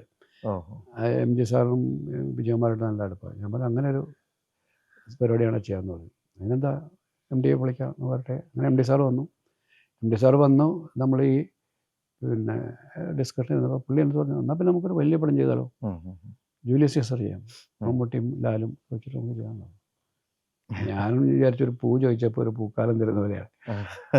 ഞാൻ ഓക്കെ എന്ന് പറഞ്ഞു. ഞങ്ങൾ കുറേ ലൊക്കേഷനൊക്കെ കണ്ടു, നമുക്കൊന്ന് കുറച്ച് സ്ഥലങ്ങളൊക്കെ ഒന്ന് കാണാം. മൈസൂർ അവിടെയൊക്കെ ഒന്ന് കറങ്ങി തിരിച്ചു വന്ന് പിന്നെ അപ്പോഴത്തേക്ക് അതിൻ്റെ ബഡ്ജറ്റ് നോക്കിയപ്പോൾ അന്നത്തെ കാലത്ത് ഇവരെല്ലാവരും കൂടെ വെച്ചിട്ട് സൗത്ത് ഇന്ത്യയിലെ മറ്റ് ആർട്ടിസ്റ്റുകളൊക്കെ വേണം.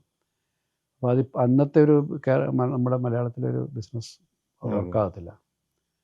അപ്പോൾ പിന്നെ എം ഡി സാറ് പറഞ്ഞു അങ്ങനെ നമുക്കൊരു ചെറുത് ചെയ്യാം. ലാലോ മമ്മൂട്ടി ആരോ ഉള്ളതെന്ന് വെച്ചു കൂടെ. ലാലുണ്ടെന്ന് പറഞ്ഞു. എന്നാൽ പിന്നെ ഞാൻ കാര്യം ചെയ്യാമെന്ന് പറഞ്ഞിട്ടാണ് ഇതിലേക്ക് എത്തുന്നത്. പുള്ളിയുടെ തന്നെ ഒരു ഷോർട്ട് സ്റ്റോറി എന്നാണ് ശത്രു എന്ന് പറഞ്ഞ അങ്ങനെ വന്ന് വീണതാണ്. ഒരു രസകരമായ ഇൻസിഡൻറ്റ് തുടരുമിൻ്റെ ഷൂട്ട് നടക്കുന്ന സമയത്ത് പൊതുവേ ഇപ്പോൾ ലാൽ സാറിനെ ഹാൻഡിൽ ചെയ്യുന്ന സമയത്ത് എന്തെങ്കിലും സ്പെഷ്യലായിട്ടൊരു അഭിനയിക്കുന്ന ലാൽ സാർ പറയും എല്ലാം സ്പോണ്ടേനിയസ് ആയിട്ട് ഓൺ സ്പോട്ടിൽ വരുന്നതെന്ന് പറയുമെന്നുണ്ടെങ്കിലും ആസ് എ ഡയറക്ടർ എന്ന രീതിയിൽ നമ്മൾ സാറ് ഒരു പർട്ടിക്കുലർ സീൻ പെർഫോം ചെയ്യണതിനൊരു 10 ദിവസം മുമ്പോ 12 ദിവസങ്ങൾക്ക് മുമ്പോ നമ്മൾ റാൻഡംലി സംസാരിക്കുന്ന ഇടയിൽ ഞാൻ ചുമ്മാ പറയും സാർ ഇന്ന് നമ്മൾക്ക് അടുത്ത ആഴ്ച നമുക്ക് ഇങ്ങനെ ഒരു സീൻ ഷൂട്ട് ചെയ്യാനുണ്ട്. അപ്പോൾ ഞാൻ ഇക്കിളിട്ട് അതിൻ്റെ അകത്തൊരു സീൻ അഭിനയിക്കണം. ഞാൻ പറഞ്ഞു സാർ നമുക്കൊരു ഇക്കിള് ഇട്ടിട്ട് സീക്വൻസിൽ അഭിനയിക്കണം. സാർ പറഞ്ഞു ഞാൻ ഇതൊരു ഇക്കിളിട്ട് അങ്ങനെ അഭിനയിച്ചിട്ടില്ല എന്ന് പറഞ്ഞ്. അപ്പം ഒരു എക്സൈറ്റ്മെൻറ്റോ എവിടെയോ ഒരു കൊതി സാറിൻ്റെ ഉള്ളിൽ കിടക്കും. സാർ അതിനെപ്പറ്റി ചിന്തിക്കും. പിന്നീടുള്ള റാൻഡം ഡിസ്കഷനിലൊക്കെ ഇക്കിൾ കഥകൾ വരും. അപ്പം ഒരു ആക്ടറിലോട്ട് അറിഞ്ഞോ അറിയാതെ ഇൻവോൾവ് ആകുന്ന പോലെ എനിക്ക് തോന്നിയിട്ടുണ്ട്. അപ്പോൾ അതുപോലെ തന്നെയാണ് ഫൈറ്റിൻ്റെ കാര്യത്തിലാണെങ്കിലും എന്തെങ്കിലും ചെറിയ പർട്ടിക്കുലർ ഇമോഷൻസ് ആയാലും ഒക്കെ അങ്ങനെ തന്നെയാണ്. അപ്പം ഞാനിങ്ങനെ ഒരു 10 ദിവസങ്ങൾക്ക് മുമ്പ് ഇതുപോലെ തന്നെ ഞാൻ പറഞ്ഞു സാറേ എനിക്ക് നമ്മൾ കമ്പത്ത് ലോഡ്ജിൽ കയറുന്ന സമയത്ത് ഈ സുധീഷ് എന്ന് പറഞ്ഞ ഓപ്പോസിറ്റ് ഇങ്ങനെ ഫർഹാൻ്റെ ക്യാരക്ടറിൻ്റെ കൈവിരലൊടിക്കുന്ന ഒരു സീനുണ്ട്. അപ്പോൾ എനിക്ക് സാറിൻ്റെ മനോനില കംപ്ലീറ്റ്ലി തെറ്റിയിരിക്കുകയാണ്. അപ്പോൾ സാറിങ്ങനെ വളരെ കൗതുകത്തോടെ പോലീസ് സ്റ്റേഷനിൽ ഷൂട്ട് ചെയ്തുകൊണ്ടിരിക്കണമല്ലോ പറയണേ. അപ്പോൾ എന്താണ് മോനെ അത് വേണ്ടത്? ഞാൻ പറഞ്ഞു നമുക്കൊരു സാറ് സതയത്തിലൊക്കെ അങ്ങനെ മാറുന്നത് നമ്മൾ കണ്ടിട്ടുണ്ട്. അപ്പോൾ ഇയാൾക്ക് ടോട്ടൽ ലൈഫ് സ്കാറ്റേർഡ് ആണ്. ഇയാൾ എന്താണ് ചെയ്യുന്നതെന്ന് അയാൾക്ക് തന്നെ അയാളുടെ ഔട്ട് ഓഫ് കൺട്രോളിലാണ് അയാൾ പോയിക്കൊണ്ടിരിക്കുന്നത്. ഇപ്പോൾ സതയത്തിലൊക്കെ ചെയ്തിട്ടുള്ള പോലെ, പവിത്രത്തിലൊക്കെ ചെയ്തിട്ടുള്ള പോലെ, തന്മാത്രയിലൊക്കെ ചെയ്തിട്ടുള്ള പോലെ എന്തെങ്കിലും ഒരു ഔട്ട് ഓഫ് ദ ബോക്സ് പരിപാടി സാറൊന്ന് ആലോചിക്കണം. സാറിങ്ങനെ എൻ്റെ കയ്യിലിങ്ങനെ ഏർപ്പിച്ചിട്ട്, മോനെ അങ്ങനെയൊന്നും എന്നോട് പറയരുത്, അതൊക്കെ എങ്ങനെയാണ് വന്നതെന്ന് എനിക്കറിയില്ല. അത് ആ സമയത്ത് അവിടെയുള്ള ഡയറക്ടറിൻ്റെയും അവിടെയുള്ള ടെക്നീഷ്യൻസിൻ്റെയും ആ സന്ദർഭത്തിൻ്റെയും ആ അറ്റ്മോസ്ഫിയറിൻ്റെയൊക്കെ ഒരു ഭാഗ്യം കൊണ്ട് വന്നതാണ്. അതെന്നോട് അങ്ങനെയൊക്കെ ചെയ്യാൻ പറഞ്ഞാൽ ഞാൻ കുഴഞ്ഞു പോകും എന്ന് പറഞ്ഞിട്ടൊരു പോക്ക് പോയി.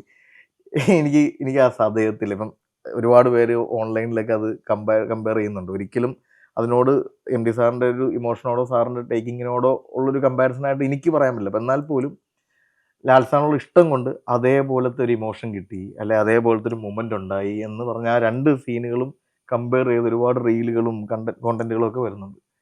എന്തായിരുന്നു സാറിൻ്റെ ഇൻപുട്ട് ആ സീൻ എടുക്കുന്നതിന് മുമ്പ്? സതയത്തിൽ കുട്ടികളെ അതെ കൊല്ലുന്നത്. അതെ അതെ. കുട്ടികളെ കൊല്ലുന്നതിന് മുമ്പ് സമാനമായ ഒരു സിറ്റുവേഷൻ കൂടെ ഉണ്ടായിരുന്നു. ഇതേപോലെ ഒരു എക്സെൻട്രിസിറ്റിയിലേക്ക് പോകുന്നത്. ഒന്ന് പിന്നെ കിരീടത്തിലാണ്. കിരീടത്തിൽ കിരിക്കാളനെ കുത്തി കഴിഞ്ഞപ്പോഴത്തേക്ക് ഇയാൾക്ക് കയ്യിൽ നിന്ന് പോയി.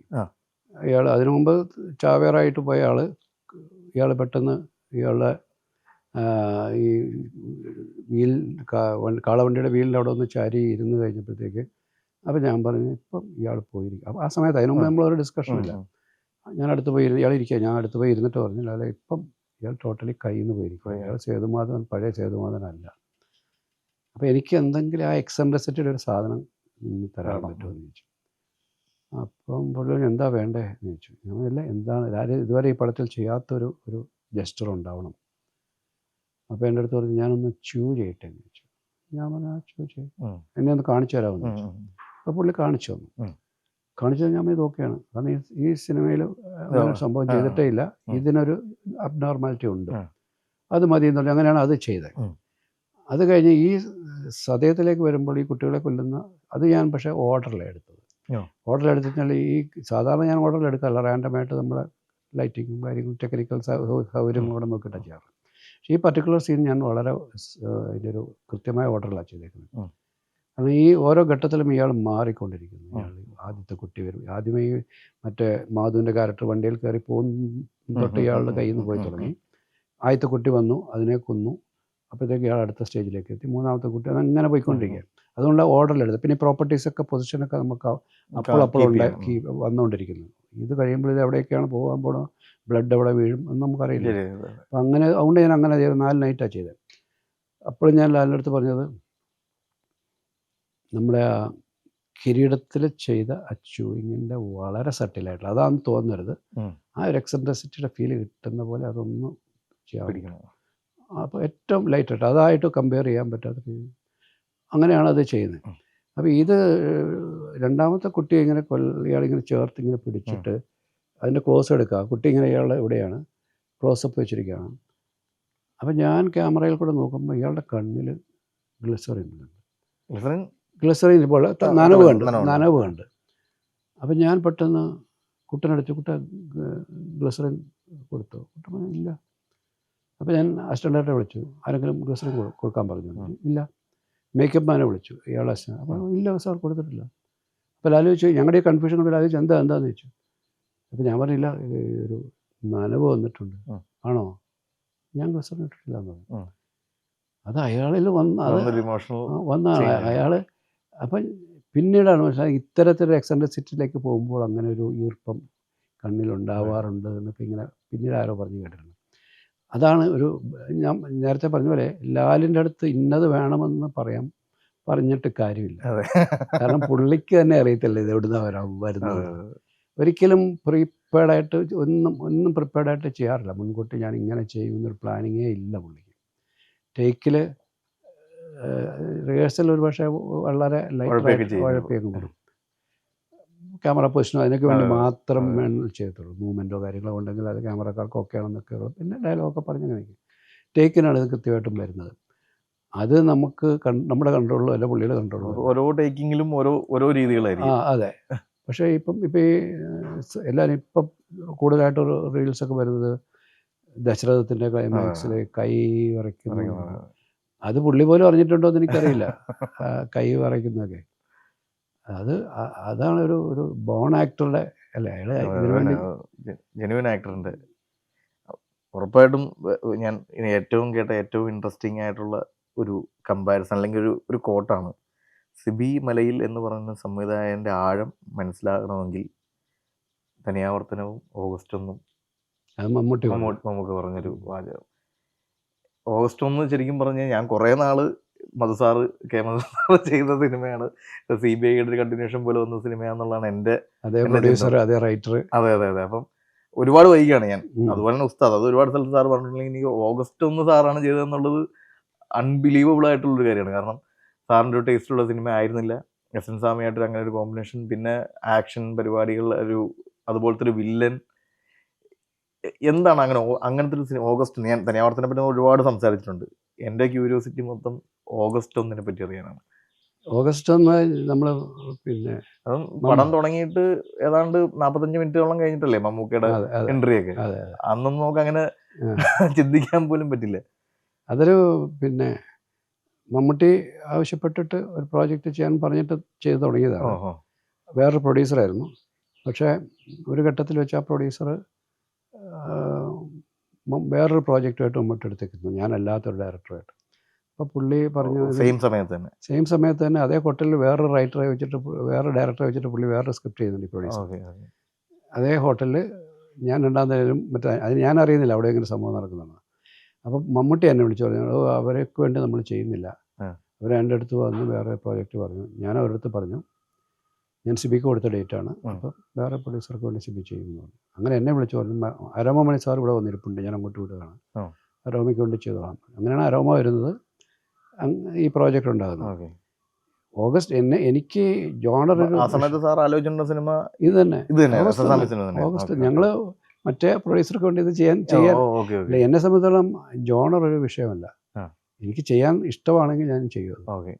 എനിക്കത് ചെയ്താൽ ഇപ്പം ആ ഒരു എന്താണ് ഇപ്പം തുടക്കത്തിൽ നമ്മളൊരു വില്ലേജ് ഹ്യൂമർ സാധനം ചെയ്യുന്നു, അത് കഴിഞ്ഞ് 2-3 പടം കഴിയുമ്പോഴത്തേക്കും വീണ്ടും അത് ചെയ്തു, പിന്നെ ദൂരെ ചെയ്യുന്നു. അത് കഴിഞ്ഞിട്ട് തനിയാവർത്തനം വരുമ്പോഴത്തേക്കാണ് നമ്മുടെ വേറെ ലെവലിലേക്ക് ആയി വരുന്നത്. അങ്ങനെ ചെയ്ത് കിരീടം വരുന്നത്. അപ്പം ഇതിനകത്തെല്ലാം ജോണർ മാറിക്കൊണ്ടേ ഇരിപ്പുണ്ടായിരുന്നു. ഇപ്പം അതേ സമയത്ത് തന്നെ നമ്മൾ പിന്നെ പ്രണയവർണ്ണങ്ങൾ ചെയ്യുന്നു, അല്ലെങ്കിൽ സമരൻ ബദലയും ചെയ്യുന്നു, ദേവദൂതൻ ചെയ്യുന്നു, ഉസ്താദും ചെയ്യുന്നുണ്ട്. ദേവദൂതൻ കഴിഞ്ഞ ഉടനെ ചെയ്തത് സമ്മർ കഴിഞ്ഞ ഉടനെ ചെയ്തത് ഉസ്താദ് കഴിഞ്ഞാൽ ദേവദൂതൻ ചെയ്യും. അപ്പോൾ ഇത് ജോണർ മാറിക്കൊണ്ടേയിരിക്കും. അപ്പം അത് ഇൻട്രസ്റ്റ്, ചെയ്യാനുള്ള ഇഷ്ടം കൊണ്ടാണ്. ഏതും ചെയ്യാനുള്ളൊരു ഇഷ്ടം വരുന്നത് അങ്ങ് ചെയ്യാന്നേ ഉള്ളൂ. ഓഗസ്റ്റ് 1 ക്യാപ്റ്റൻ രാജചേട്ടനെ കണ്ടെത്തുന്നതും അല്ല അങ്ങനത്തെ ഒരു കാസ്റ്റിങ്ങിലോട്ട് എത്തുന്നതും എങ്ങനെയാണ് ആ ഒരു സ്റ്റോറിയിലേക്ക് എത്തുന്നത്? അതിൻ്റെ ഒരു ബാക്കി ഇപ്പം ലോകി സാറിനൊപ്പം വർക്ക് ചെയ്തിട്ടുണ്ട്, എസ്.എൻ. സാറുമായിട്ട് വർക്ക് ചെയ്യും. സ്വാമിയുടെ വേറൊരു രീതിയാണ് വർക്ക് ചെയ്യുന്നത്. സ്വാമി അങ്ങനെ ഒറ്റയ്ക്കിരുന്ന് എഴുതുന്ന പരിപാടിയൊന്നുമില്ല. സ്വാമി വളരെ ലൗഡാണ്. എന്നുവെച്ചാൽ സ്വാമി റൂമിലൂടെ ഇങ്ങനെ തെക്കും വടക്കും നടക്കും, ഡയലോഗ് പറഞ്ഞുകൊണ്ടിരിക്കും. A.K. സാജൻ അന്ന് പുള്ളിയുടെ കൂടെ വർക്ക് ചെയ്യുക. അന്ന് ആശാ മാത്യു എന്നാണ് A.K. സാജൻ്റെ പേര്. ആശാ മാത്യു. അങ്ങനെ ഒരു തൂലിക. ആശാ മാത്യു ഇവൻ വരും, സാജൻ അവിടെ ഇരുന്ന് സ്വാമി പറയുന്നത് എഴുതിയെടുത്തുകൊണ്ടിരിക്കും. അങ്ങനെയാണ് ആ ഒരു രീതി. അത് എനിക്കും പുതിയതാണ്, കാരണം ഞാൻ വളരെ പുള്ളി ഇടയ്ക്ക് മുറുക്കി തുപ്പും അതൊക്കെ നടക്കുന്നുണ്ട്. അത് ആ ഒരു രീതി, അത് സ്വാമിയുടേതായിട്ടുള്ളൊരു. പക്ഷേ എനിക്ക് അത് ചെയ്യാനും ഇഷ്ടമായിരുന്നു. അപ്പോൾ അതൊരു നമ്മുടെ ഞാൻ ഇന്ന സിനിമകളിൽ മാത്രം ഇന്ന ജോണറിൽ മാത്രം ചെയ്യും എന്നുള്ളൊരു ബലംപിടുത്തം ഇല്ല. അല്ല, അങ്ങനെ ആവശ്യമില്ല. നമ്മൾ ഇഷ്ടപ്പെടുന്ന അങ്ങ് ചെയ്യാം. ബാക്കി എല്ലാ സിനിമകളിലും സിഗ്നേച്ചർ കൈൻഡ് ഓഫ് ഇമോഷൻസ് അതുണ്ടെങ്കിൽ ഇതും ഇങ്ങനെ. അതെ. പക്ഷെ അത് ഇപ്പം അബ്ദുള്ള പോലും അങ്ങനെ വലിയ ഇമോഷണൽ കണ്ടന്റ് ഇല്ല, പക്ഷെ അത് ഭയങ്കര കളർഫുൾ മ്യൂസിക്കൽ എന്ന് പറയുന്ന സാധനം ചെയ്യാൻ കിട്ടിയൊരു ഏരിയയാണ്. ദശരഥമാണെങ്കിൽ പോലും ഈ ഒരു ഭയങ്കര എന്താണ് ഹ്യൂമറിൻ്റെ ഒരു മെമ്പടി എപ്പോഴും കിടപ്പുണ്ടല്ലോ. ഈ ദശരഥനെ പറ്റി പറഞ്ഞു, ഞാൻ ഈ തുടരും കഴിഞ്ഞ സമയത്ത് എനിക്ക് തമിഴിൽ കാർത്തിയായിട്ടൊരു മീറ്റിംഗ് ഉണ്ടായിരുന്നു. അപ്പം കാർത്തി ഒരുപാട് മോഹൻലാൽ സാറിൻ്റെ 80s 90s തുടങ്ങിയ സിനിമകൾ അമിതമായിട്ട് ഫോളോ ചെയ്യുന്ന ഒരാളാണ്. അപ്പോൾ അൺഫോർച്ചുനേറ്റ്ലി കാർത്തി സ്ഫടികത്തെ പറ്റി പറയുന്നുണ്ട്, അല്ലെങ്കിൽ ലാൽ സാറിൻ്റെ പ്രിയൻ സാർ സിനിമകളെ പറ്റി പറയുന്നുണ്ട്. ഒരുപാട് അങ്ങനത്തെ ലാൽ സാർ സിനിമകളുടെ ഫ്ലേവർ കാർത്തി വിശ്വസിക്കുന്നത്, കാർത്തി ഇനി ചെയ്യേണ്ട സിനിമകളിലൊക്കെ അങ്ങനത്തെ അന്ന് ലാൽ സാർ 90കളിലൊക്കെ ചെയ്ത പോലത്തെ ക്യാരക്ടറുകളെയാണ് കാർത്തി കാണും. അപ്പം അങ്ങനെയാണ് എന്നെ വിളിക്കുന്നത്. ഇപ്പം ഞാൻ തുടരും ചെയ്തതിന് ശേഷം അങ്ങനെ ഒരു ലാൽ സാറിന് വേണ്ടി കണ്ടെത്തിയ പോലൊരു തിരക്കഥ കാർത്തിക്ക് വേണ്ടി കണ്ടെത്താം. അപ്പം ഞാൻ ഇങ്ങനെ ഒരുപാട് സംസാരിച്ചിരുന്ന സമയത്ത് ഞാൻ പറഞ്ഞു ഇങ്ങനെ ദശരഥം എന്ന് പറഞ്ഞൊരു സിനിമ. അപ്പോൾ അദ്ദേഹം അത് കണ്ടിട്ടില്ല. അപ്പം അന്ന് തന്നെ ഈ പറയുന്ന പോലെ ദശരഥം കാണുകയും ദശരഥത്തിലെ ലാലേട്ടൻ്റെ ഇമോഷൻസും, അപ്പം ഞാൻ അതിൻ്റെ കഥയൊക്കെ ഇങ്ങനെ പറയും, ഇങ്ങനെയാണ് അതിൻ്റെ ഇമോഷൻ, ഇങ്ങനെ മുരളി സാറുള്ളതാണ് എന്നൊക്കെ പറഞ്ഞു. പുള്ളി അത് കണ്ടിട്ടില്ല. അപ്പം പക്ഷേ ഞാൻ അന്ന് പറഞ്ഞതിന് ശേഷം അത് ഇമ്മീഡിയറ്റ് ആയിട്ട് കാണുകയും അത് റെസ്പോണ്ട് ചെയ്യുകയും പുള്ളി അതിൻ്റെ അത് എക്സൈറ്റഡ് ആവുകയൊക്കെ ചെയ്തു. അത് ഈ അടുത്ത് സംഭവിച്ചൊരു കാര്യമാണ്. അപ്പം കലാകാലങ്ങളിലും ഈ പറയുന്ന പോലെ മറ്റ് സംസ്ഥാനങ്ങളിലെ നടന്മാരും ഒക്കെ അല്ല, അവർക്കെല്ലാം ലാല് ഭയങ്കര ഒരു ഐക്കോണിക് ആയിട്ട് തന്നെയാണ് അവരെല്ലാം കാണുന്നത്. ലാലിനെ അവർ വളരെ റെസ്പെക്ട്ഫുള്ളായിട്ട് അവർക്കിങ്ങനെ ദൂരെ നോക്കി കാണാവുന്ന ഒരു ആക്ടറായിട്ട് തന്നെയാണ് കാണുന്നത്. ലാൽ സാറാണെങ്കിലും ഇപ്പം നമ്മൾ ഒരുപാട്, ഞാനും ലാൽ സാറിനൊപ്പം വർക്ക് ചെയ്തുകൊണ്ടാണ് കുറേ ചോദ്യങ്ങൾ ലാൽ സാറിനെ പറ്റി തന്നെ ആയി പോകുന്നത്. എനിക്ക് അറിയാൻ കൊതിയുള്ളത്, അല്ലെങ്കിൽ വർക്ക് ചെയ്യാൻ കൊതിയുള്ളത് മമ്മൂക്ക എന്ന് പറഞ്ഞൊരു ആക്ട്. എന്താണ് ഇവർ രണ്ടുപേരെയും ട്രീറ്റ് ചെയ്യുമ്പം സാറിൻ്റെ പ്രോസസ്സിലുള്ള വ്യത്യാസങ്ങൾ? പ്രത്യേകിച്ച് വ്യത്യാസങ്ങളൊന്നുമില്ല. ഇപ്പം ഞാൻ ഉദാഹരണം പറയുന്നത്, ഇപ്പം ദശരഥത്തിൽ വന്നപ്പം ലാല് ലൊക്കേഷൻ വന്നപ്പോൾ എൻ്റെ അടുത്ത് ചോദിച്ചു, ലാലിൻ്റെ അടുത്തൊരു ഔട്ട്ലൈൻ മാത്രമേ പറഞ്ഞിട്ടുള്ളൂ. അത് നമ്പർ 20യുടെ ലൊക്കേഷനിൽ പോയിട്ട് ഇങ്ങനെ ഒരു ഔട്ട്ലൈൻ ഒരു 10 മിനിറ്റ് കൊണ്ട് പറഞ്ഞുള്ളൂ, ഇങ്ങനെ ഒരു കഥയാണ്. ലോഹി ഞാനും കൂടെ പോയത്. പിന്നെ ലാൽ ലൊക്കേഷനിൽ വരുമ്പോഴാണ് ഒരു കഥയുടെ ഒരു രൂപം കുറച്ചുകൂടെ ഡീറ്റെയിൽ ആയിട്ട് പറയും. സ്ക്രിപ്റ്റൊന്നും വായിച്ചില്ല, ഡീറ്റെയിൽ ആയിട്ട് രൂപം പറയും. അപ്പോൾ ലാൽ എൻ്റെ അടുത്ത് ചോദിച്ചത് എങ്ങനെ നമുക്ക് പിടിക്കേണ്ടതെന്ന് ചോദിച്ചു. ഞാൻ പറഞ്ഞു, ഇയാൾക്കൊരു ഫിക്സേഷൻ ഇല്ലാത്ത മനുഷ്യനാണ്, ഇയാൾക്കൊരു തീരുമാനത്തിൽ ഉറപ്പില്ല, ഇയാൾ മാറിക്കൊണ്ടിരിക്കും. ഇയാൾ തീരുമാനത്തിൽ മാറും, പെട്ടെന്ന് എന്ന് പറയുന്ന ആളെ മാറ്റിക്കളയും, അങ്ങനെ. പിന്നെ അത് തന്നെയാണ് ഇയാളുടെ ബോഡി ലാംഗ്വേജിൽ ഉണ്ടാവണമെന്ന് പറയും. എന്നിട്ട് ഞങ്ങൾ ഒരുമിച്ച് ചെയ്തൊരു പടത്തിൻ്റെ പ്രൊഡ്യൂസറുടെ ഇയാൾ ഞങ്ങൾക്ക് രണ്ടുപേർക്കും അറിയാം. പുള്ളി കയറി വന്നു കഴിഞ്ഞാൽ, ഒരു മുറിയിൽ കയറി വന്നു കഴിഞ്ഞാൽ പുള്ളിക്ക് എവിടെ ഇരിക്കണമെന്ന്, ഞാൻ അവിടെ ഇരിക്കാം അല്ലേ, എന്നിട്ട് പുള്ളി പറയാം, അല്ലെങ്കിൽ ഞാൻ ഇവിടെ ഇരിക്കാം അല്ലേ, അങ്ങനെ പുള്ളി തന്നെ തീരുമാനങ്ങൾ മാറ്റിക്കൊണ്ടിരിക്കും. അപ്പോൾ ആ ഒരു ഉദാഹരണം പറഞ്ഞ് അപ്പോൾ ലാലു എനിക്ക് കിട്ടിയെന്ന് പറഞ്ഞു. പിന്നെ ഞാൻ ആ പടത്തിൽ ഉപയോഗിച്ചിട്ടുണ്ട് അതേ സാധനം, ആ പാട്ട് മാറിയിരിക്കുക, സുമചിച്ച് കസര വലിക്കാൻ താഴെ പോകുന്നൊക്കെ ചെയ്യുന്നത്. അപ്പം അതൊന്ന് ഒരിക്കൽ മാത്രം നമ്മൾ പറഞ്ഞു കൊടുത്താൽ പിന്നെ അത് പിടിച്ചോളും. ഒരിക്കലും അത് ആ ഒരു ഇതാണ്. ഞാൻ ഇയാൾ ഒറ്റക്കാലിൽ നിൽക്കത്തില്ല, മാറിക്കൊണ്ടിരിക്കും, കാല് തന്നെ മാറ്റിക്കൊണ്ടിരിക്കും, കൈ അവിടെ വെക്കണമെന്ന് അയക്കറിയില്ല, ഇതിങ്ങനെ അത്രേ ഉള്ളൂ. പിന്നെ അതങ്ങ് ഫോളോ ചെയ്യും, പിന്നെ പുള്ളി അങ്ങ് പൊക്കോളും. പിന്നെ രണ്ടാമത് നമ്മളത് റിമൈൻഡ് ചെയ്യേണ്ട കാര്യമില്ല. മമ്മൂട്ടിയുടെ കാര്യത്തിൽ മമ്മൂട്ടിയെ സംബന്ധിച്ചിടത്തോളം കുറച്ചും കൂടെ ഒരു സ്റ്റൈലൈസ്ഡ് ആക്ടർ എന്ന നിലയിലാണ് ഞാനിപ്പോൾ മമ്മൂട്ടിയെ കാണുന്നത്. കാരണം അത് വേറൊരു എന്താണൊരു മമ്മൂട്ടി അതിനെ നേരത്തെ തന്നെ പ്രിപ്പയർ ആവുന്നുണ്ട്. നമ്മളുടെ ഫീഡിങ്ങും അങ്ങനെ തന്നെ ആവണം. അതെ, നമ്മൾ തമ്മിലുള്ള ഡിസ്കഷൻ ഉണ്ടാകുകയാണെങ്കിൽ തന്നെയും പുള്ളിക്ക് അത് പ്രിപ്പയർഡാണ്. പുള്ളി ഈ കഥയുടെ തുടക്കം തൊട്ട് പുള്ളി അതിൻ്റെ ക്യൂരിയസ് ആണ്, അത് അറിഞ്ഞുകൊണ്ടിരിക്കണം, പുള്ളിക്കെല്ലാം അറിഞ്ഞുകൊണ്ടിരിക്കണം. നമ്മൾ മമ്മൂട്ടിയെ പറ്റി പറയാറുള്ളത്, മമ്മൂട്ടിക്ക് ഇപ്പോൾ ചെയ്യുന്ന പടമല്ല, വരാൻ പോണ സിനിമയിലാണ് മമ്മൂട്ടിയുടെ ശ്രദ്ധ. ഇതൊക്കെ ഇത് തീരുമാനമില്ല, അടുത്ത സിനിമ എന്താണെന്നുള്ള അപ്ലൈ ചിന്തിച്ചു തുടങ്ങുന്ന ഒരാളാണ്. അങ്ങനെ പാഷനോടുകൂടി സിനിമയെ ലാൽ അതിനകത്ത് കുറിച്ചൊന്നും അങ്ങനെ ബോധമൊന്നുമില്ല. ലാൽ വരുന്നത് ചെയ്യുന്നു പോകുന്നു എന്നുള്ള. പക്ഷെ മമ്മൂട്ടി വളരെ സിസ്റ്റമാറ്റിക്കായിട്ട് അടുത്ത പ്രോജക്റ്റിനെയും കുറിച്ചൊക്കെ വളരെ കരിയർ പ്ലാനിങ് ഉള്ള വളരെ സിസ്റ്റമാറ്റിക്കായിട്ട് പോകുന്നു. രണ്ടും രണ്ട് രീതിയിൽ സിനിമയെ അപ്രോച്ച് ചെയ്യുന്ന ആളാണ്. ലാൽ അങ്ങനെ ഒരു നമുക്ക് തോന്നത്തില്ല, ഉള്ളിലുണ്ടാവും നമുക്കറിയില്ല, പക്ഷേ ലാലിങ്ങനെ ഒരു സിനിമ തന്നെ ശ്വസിച്ച് ജീവിക്കുന്ന ആളെന്ന് നമുക്ക് പറയാനുള്ള തോന്നൽ നമുക്ക് കാണാറില്ല. ലാൽ അതിനെ എൻജോയ് ചെയ്ത് അതിൻ്റെ എല്ലാ തലങ്ങളിലൂടെ പോകുന്നുണ്ട്. മമ്മൂട്ടി കുറച്ചും കൂടെ സീരിയസ് ആയിട്ട് അതിനെ കാണാൻ ശ്രമിക്കുന്നുണ്ട്, അപ്രോച്ച് ചെയ്യുന്നുണ്ട്. സാറിൻ്റെ കുറച്ച് ഐക്കോണിക് ആയിട്ടുള്ള എൻ്റെ മനസ്സിൽ പതിഞ്ഞ ഒരു ഷോട്ടുകളുണ്ട്.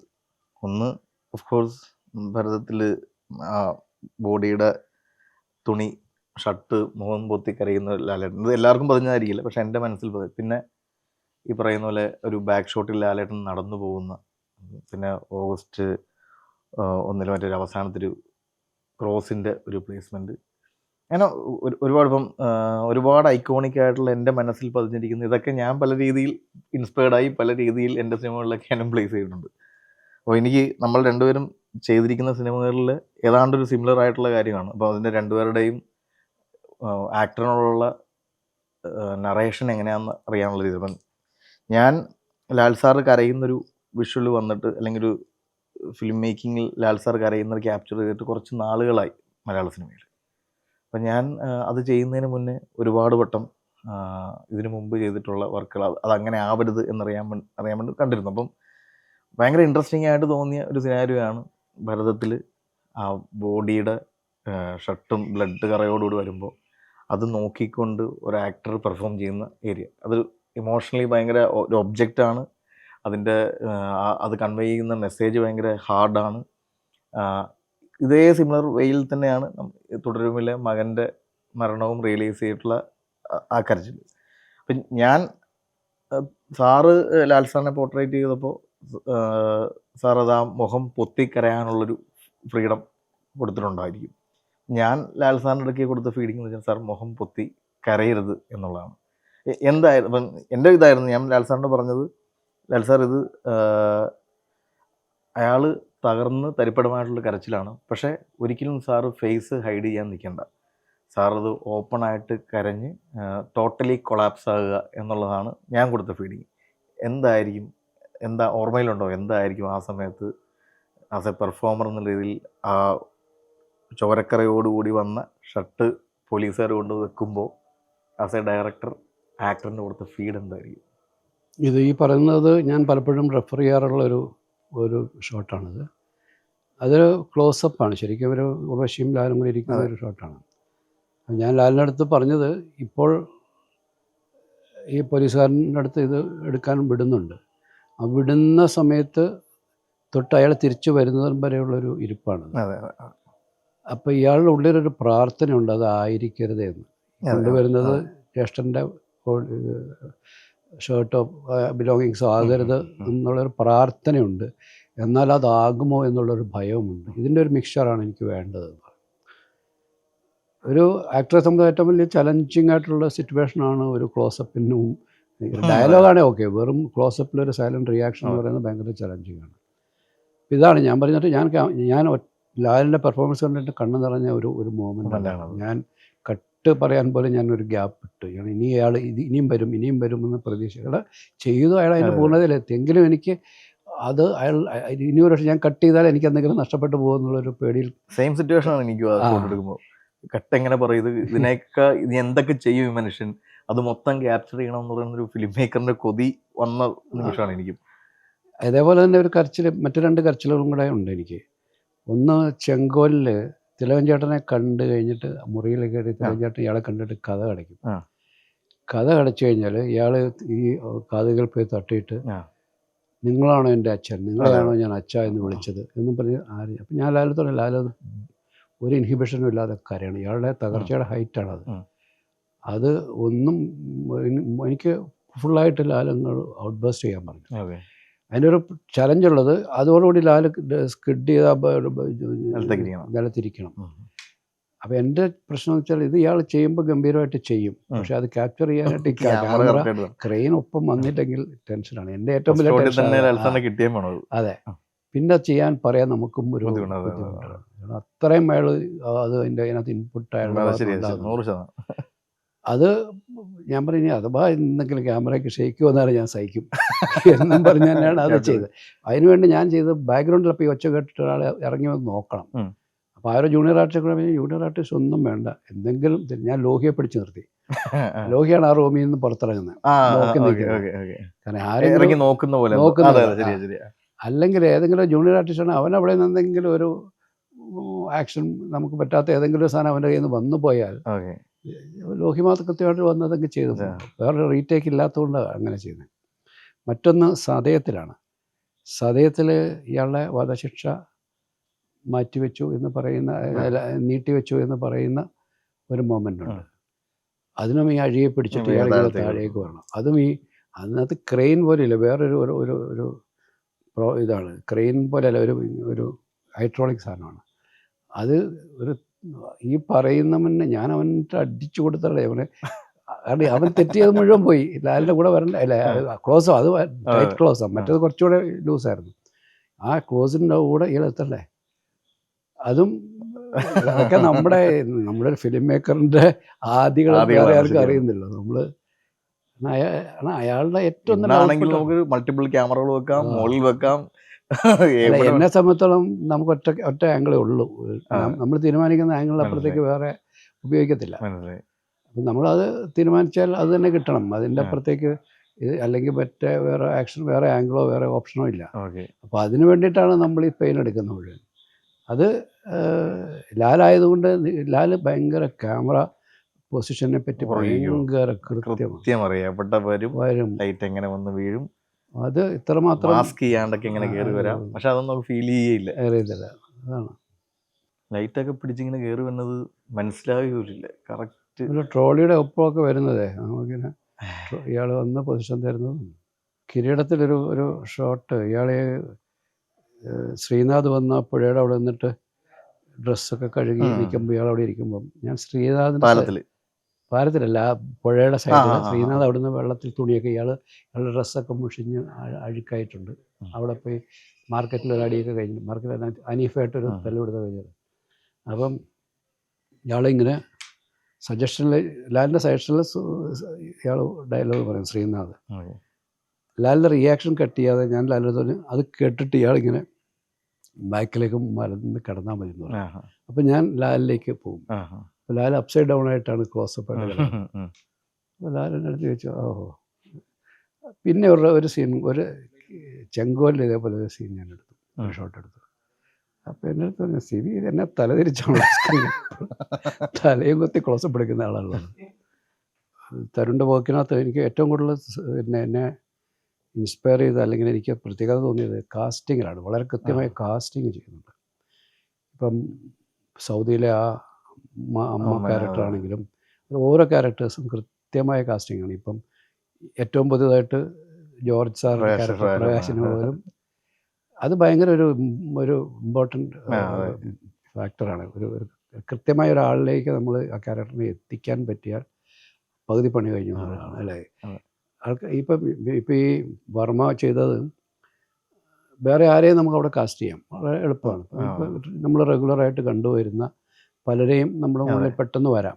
പക്ഷെ അതൊക്കെ മാറ്റി വെച്ചിട്ട് അത് ആ സിനിമയിൽ ഒരു ഏറ്റവും വലിയൊരു പ്ലസ് പോയിൻ്റായിട്ട് മാറിയത് കാസ്റ്റ് വന്നത് ഭയങ്കരമായിട്ട് ആ സിനിമയ്ക്ക് ഒരു ഭയങ്കരമായിട്ട് കളവെടുത്തു. അത് ഈ 3 സിനിമകളിലും ഇതുണ്ടായിരുന്നു എന്നുള്ളതാണ്. ഇപ്പോൾ ബിനു പപ്പുവിനൊക്കെ ഞാൻ ശ്രദ്ധിക്കുന്നത് ഈ ഓപ്പറേഷൻ ജാവയിലാണ്. പിന്നെ ഒരു കാര്യം ഞാൻ ശ്രദ്ധിച്ചിട്ടുള്ളത് ഈ ഒരു മേക്കിങ്ങിലുണ്ടാകുന്ന ഒരു ഞാനൊക്കെ ചെയ്യുന്നതിൽ കുറച്ച് ഡ്രാമ കയറി വരും. അത് അങ്ങനെയാണ് നമ്മൾ ചെയ്യുന്ന കഥകളുമായിട്ട് കുറച്ച് ഡ്രമാറ്റിക്കായിട്ട് ചെറിയൊരു സീൻ കോറിയോഗ്രാഫി ചെയ്യുന്നതിനകത്തൊക്കെ ഒരു വേറൊരു സ്റ്റൈലിൽ ചെയ്യാറുണ്ട്. പക്ഷേ ഇത് ഒരു ക്യാമറ അവിടെ ഉണ്ടെന്നോ ഒരു ക്യാമറയുടെ മുമ്പിൽ നിൽക്കുന്നു എന്നോ തോന്നാത്ത രീതിയിൽ ബിഹേവ് ചെയ്യുന്ന ആ പെർഫോമൻസിനോടൊപ്പം അതിൻ്റെ മേക്കിങ്ങിൻ്റെ ഒരു സ്റ്റൈലും വളരെ റിയലിസ്റ്റിക് ആയിട്ട് ഒട്ടും ഫോഴ്സ്ഡ് അല്ല. ഒരാൾ ഇങ്ങനെ ഒരു ക്യാമറ വെച്ചോടെ ഷൂട്ട് ചെയ്തുകൊണ്ടിരിക്കാൻ തോന്നാത്ത രീതിയിൽ. അത് എനിക്ക് ഏറ്റവും ആദ്യം കൂടുതൽ തോന്നിയത് ജാവയിലാണ്. മറ്റേ സിനിമയ്ക്കകത്ത് ഇതിനകത്ത് കുറച്ചും കൂടെ സിനിമാറ്റിക്കാണ്. അത് അങ്ങനത്തെ ഒരു സിനിമ ആയതുകൊണ്ട് കൂടിയാണ്. മറ്റേത് രണ്ടും കുറച്ചും കൂടെ ഇപ്പം ഈ ശരിക്കും ഈ സൗദി എന്ന് പറയുന്നത് ഒരു ഇൻ്റർനാഷണൽ ലെവലിലൊക്കെ നമുക്ക് കൊണ്ടുപോയി കാണിക്കാൻ പറ്റുന്ന ഒരു അല്ല. അത്രയും ഞാൻ ഒരുപാട് ഈ പിന്നെ ജൂറിയിലൊക്കെ ഇരിക്കുമ്പോൾ ഇൻ്റർനാഷണൽ ഫെസ്റ്റിവലിലെ ജൂറികളിലൊക്കെ ഇരിക്കുമ്പോൾ നമ്മൾ കാണുന്ന സിനിമകളിലൊരു ഇത് റിയലായ ഒരു സ്ഥലത്ത് നടക്കുന്ന റിയൽ സംഭവമാണെന്ന് തോന്നിപ്പിക്കുന്ന രീതിയിൽ ആർട്ടിസ്റ്റുകളുടെ പെർഫോമൻസ് ആണെങ്കിലും അതിൻ്റെ ഒരു ബാക്ക് ഡ്രോപ്പ് ആണെങ്കിലും ലൊക്കേഷൻസ് ആണെങ്കിലും എല്ലാം വളരെ അതെങ്ങനെയാണ് അതിലേക്ക് കാരണം ഒരു പശ്ചാത്തലം സിനിമയുടെ ഒരു പശ്ചാത്തലം ഇല്ലാത്ത ഒരാളെന്ന നിലയിൽ വരുമ്പോൾ അതെങ്ങനെയാണ് അത്ര കൃത്യതയോടെ ചെയ്യാൻ കഴിയുന്നത്? കാസ്റ്റിംഗ് എനിക്ക് ഭയങ്കര ഇഷ്ടമാണ് സാർ. കാരണം ഇപ്പോൾ ഈ പറയുന്ന പോലെ ഒരു എഫേർട്ട് അതിന് വേണ്ടി എടുക്കും. നമ്മൾ എഴുതുന്ന പോലെ തന്നെ ഒരു എഫേർട്ട് കാസ്റ്റിങ്ങിലും എടുക്കാറുണ്ട്. അത് എനിക്ക് നമ്മൾ എഴുതുമ്പോൾ സാർ ഇപ്പോൾ എഴുത്തിൻ്റെ പ്രോസസ്സുള്ള ആളായതുകൊണ്ട് എപ്പോഴെങ്കിലൊക്കെ നമുക്കൊരു രൂപം തെളിഞ്ഞു വരുമല്ലോ. അപ്പോൾ അങ്ങനെയാണ് എനിക്ക് സൗദി വെള്ളക്കൽ ഉമ്മ തെളിഞ്ഞു വരുന്നത്, അല്ലെങ്കിൽ സൗദി വെള്ളക്കൽ മറ്റ് ക്യാരക്ടേഴ്സൊക്കെ ഒരു രൂപം എവിടെയോ കഴിയുന്നത് ഞാൻ തന്നെ എഴുത്ത് പ്രോസസ്സിലുള്ളതുകൊണ്ട് തന്നെ ഒരു രൂപം തെളിയും. ആ രൂപത്തിൽ ഒരാളെ എവിടെയെങ്കിലും നമ്മൾ കണ്ടു കഴിഞ്ഞ് കഴിഞ്ഞാൽ പിന്നെ അയാൾ അഭിനയിക്കില്ല എന്നുള്ളതൊക്കെ എന്നെ സംബന്ധിച്ച് സെക്കൻഡറിയാണ്. ഞാൻ പിന്നെ അയാളെ എന്ത് എഫേർട്ട് എടുത്തിട്ടും അത് എത്ര ടൈം എടുത്തും, കാരണം സാറിൻ്റെ സമയത്തിനേക്കാളും ഇപ്പം നമുക്ക് കുറച്ചും കൂടി ഫ്രീഡം ഉണ്ട്, സമയമുണ്ട്, ടെക്നിക്കൽ മോണിറ്റർ കാര്യങ്ങൾ ക്രോസ് ചെക്ക് ചെയ്യാനുള്ള സാധ്യതകളുണ്ട്. അപ്പം അതുകൊണ്ട് നമ്മൾ കുറച്ചും കൂടി എഫേർട്ട് എടുക്കും അതിന് വേണ്ടി. ആ, പിന്നെ എനിക്ക് തോന്നുന്നത് കുറച്ചും കൂടി ഒരു ഈ നാടകം, തിയേറ്റർ, സ്കൂൾ നാടകങ്ങൾ ഫ്രഷ്നെസ് വരുന്നത് ഇങ്ങനെയാണ്. അല്ലെങ്കിൽ പ്രേക്ഷകരായിട്ട് നിൽക്കുമ്പോൾ ഇപ്പം പ്രകാശേട്ടനെ കാസ്റ്റ് ചെയ്യാനുള്ള ഏറ്റവും പ്രധാനപ്പെട്ട കാരണം അവിടെ ഒരു വളരെ നമ്മുടെ മലയാളത്തിലെ ഒരു ആക്ടറിനെ കൊണ്ടുവന്ന് വെച്ച് കഴിഞ്ഞാൽ ആ കഥ പ്രഡിക്റ്റബിൾ ആവും, കൺവെൻഷനലായി. അതല്ലെങ്കിൽ അയാൾ എന്ത് ചെയ്യും എന്നുള്ളതൊക്കെ പ്രേക്ഷകൻ മുൻകൂട്ടി കാണാൻ തുടങ്ങും. ഇപ്പോൾ ഒരു പുതിയ ആളെ വെക്കുമ്പോഴത്തേക്കും അത് ഇയാൾ നെക്സ്റ്റ് എന്ത് ചെയ്യും, ആ ക്യാരക്ടറും അങ്ങനെയാണ്, ഒരു മാനിപ്പുലേറ്ററാണ്, എന്ത് ചെയ്യും എന്ന് കണ്ടുകൊണ്ടിരിക്കുന്ന പ്രേക്ഷകനും തോന്നരുതെന്നുള്ളതുകൊണ്ടാണ് അതത്ര എളുപ്പമുള്ളൊരു കാസ്റ്റിംഗ് അല്ല പ്രകാശേട്ടനെ കാസ്റ്റ് ചെയ്യാന്ന് പറയുന്നത്. ഇങ്ങനെ ഒരു ലീഡ് റോളിലേക്ക് വരുമ്പോഴത്തേക്ക്, കാരണം ലാലിനെ പോലെ ഒരാളുടെ ഓപ്പോസിറ്റ് നിന്ന് ത്രൂ ഔട്ട് പ്ലേ ചെയ്യുന്ന ഒരാളെന്ന് പറയുമ്പോൾ, എനിക്ക് സമാനമായുള്ള ഇപ്പോൾ കിരീടത്തിലേക്ക് കിരിക്കാടൻ എത്തിയതും ഒരു നമുക്ക് പെട്ടെന്ന് ചിന്തിക്കാവുന്ന ഒരുപാട് ആൾക്കാരുണ്ട് ഇവിടെ, നമ്മൾ ഇതിനു മുമ്പ് കണ്ടിട്ടുണ്ട്. ആ സിനിമയിലെ ആ തിരക്കഥയിൽ ഒരു പ്രത്യേകത വെച്ചിട്ട് ഇയാളെ പറ്റി പറഞ്ഞ് ഇങ്ങനെ കയറ്റി ഇയാളുടെ ബിൽഡപ്പ് ചെയ്ത് കൊണ്ടുവന്നിട്ട് പിന്നെ നമുക്ക് മുഖപരിചയമുള്ള ഒരാളവിടെ വന്നു അയ്യോ ഇയാളെ പറ്റിയാണോ പറഞ്ഞത്, നമുക്കറിയാലോ അയാൾ ചെയ്ത സിനിമകളും അയാളെ മുമ്പ് കണ്ട ഒരു മുഖവും ആളുമാണെങ്കിൽ അത് പെട്ടെന്ന് താഴെ പോകും. അതുകൊണ്ടാണ് പുതിയൊരാൾ വേണമെന്നുള്ളൊരു നിർബന്ധത്തിലാണ് ഇങ്ങനെ തപ്പിയെടുത്തത്. അത് പക്ഷേ ഇതുപോലെ തന്നെ വർക്കായി. ഇത് ശരിക്കും പറഞ്ഞാൽ ഒരു ഫ്ലോ നമ്മുടെ ജേണിയിൽ അറിഞ്ഞോ അറിയാതെയോ വന്ന കേട്ടോ ഈ കാസ്റ്റിനുള്ള കമ്പം. ശരിക്കും പറഞ്ഞാൽ ആദ്യം ഓപ്പറേഷൻ ജാവ ചെയ്യുന്ന സമയത്ത് എൻ്റെ പ്ലാൻ എന്ന് പറയുന്നത് മലയാളത്തിലെ വെറ്ററനായിട്ടുള്ള ആക്ടേഴ്സിനെ, അതായത് നമ്മൾ സഹനടന്മാർ ചെയ്ത് തിളങ്ങി നിന്ന നമ്മുടെ ലാലു അലക്സിനെ പോലത്തെ ഒരു ആക്ടർ, വിജയരാഘവൻ ചേട്ടനെ പോലത്തെ ഒരു ആക്ടർ, കുട്ടരനെ പോലത്തെ ഒരു ആക്ടർ, അങ്ങനെ ജഗദീഷ് ചേട്ടനെ പോലത്തെ അങ്ങനെ കുറേ ആക്ടേഴ്സിനെ വെച്ചിട്ടാണ് ആ സൈബർ സെൽ ഗ്യാങ് ഞാൻ പ്ലാൻ ചെയ്തിരുന്നത്. പിന്നെ അതൊരു അവരുടെ ടൈമിങ്ങുകളും നമ്മളുടെ ടൈം ഷെഡ്യൂളും ബഡ്ജറ്റും ഒക്കെ വന്നപ്പോഴത്തേക്കുമാണ് ഇർഷാദിലേക്കും ബിനു പപ്പുവിലേക്കും അലക്സാണ്ടർ പ്രശാന്തിലേക്കും ആ സിനിമ പോയത്.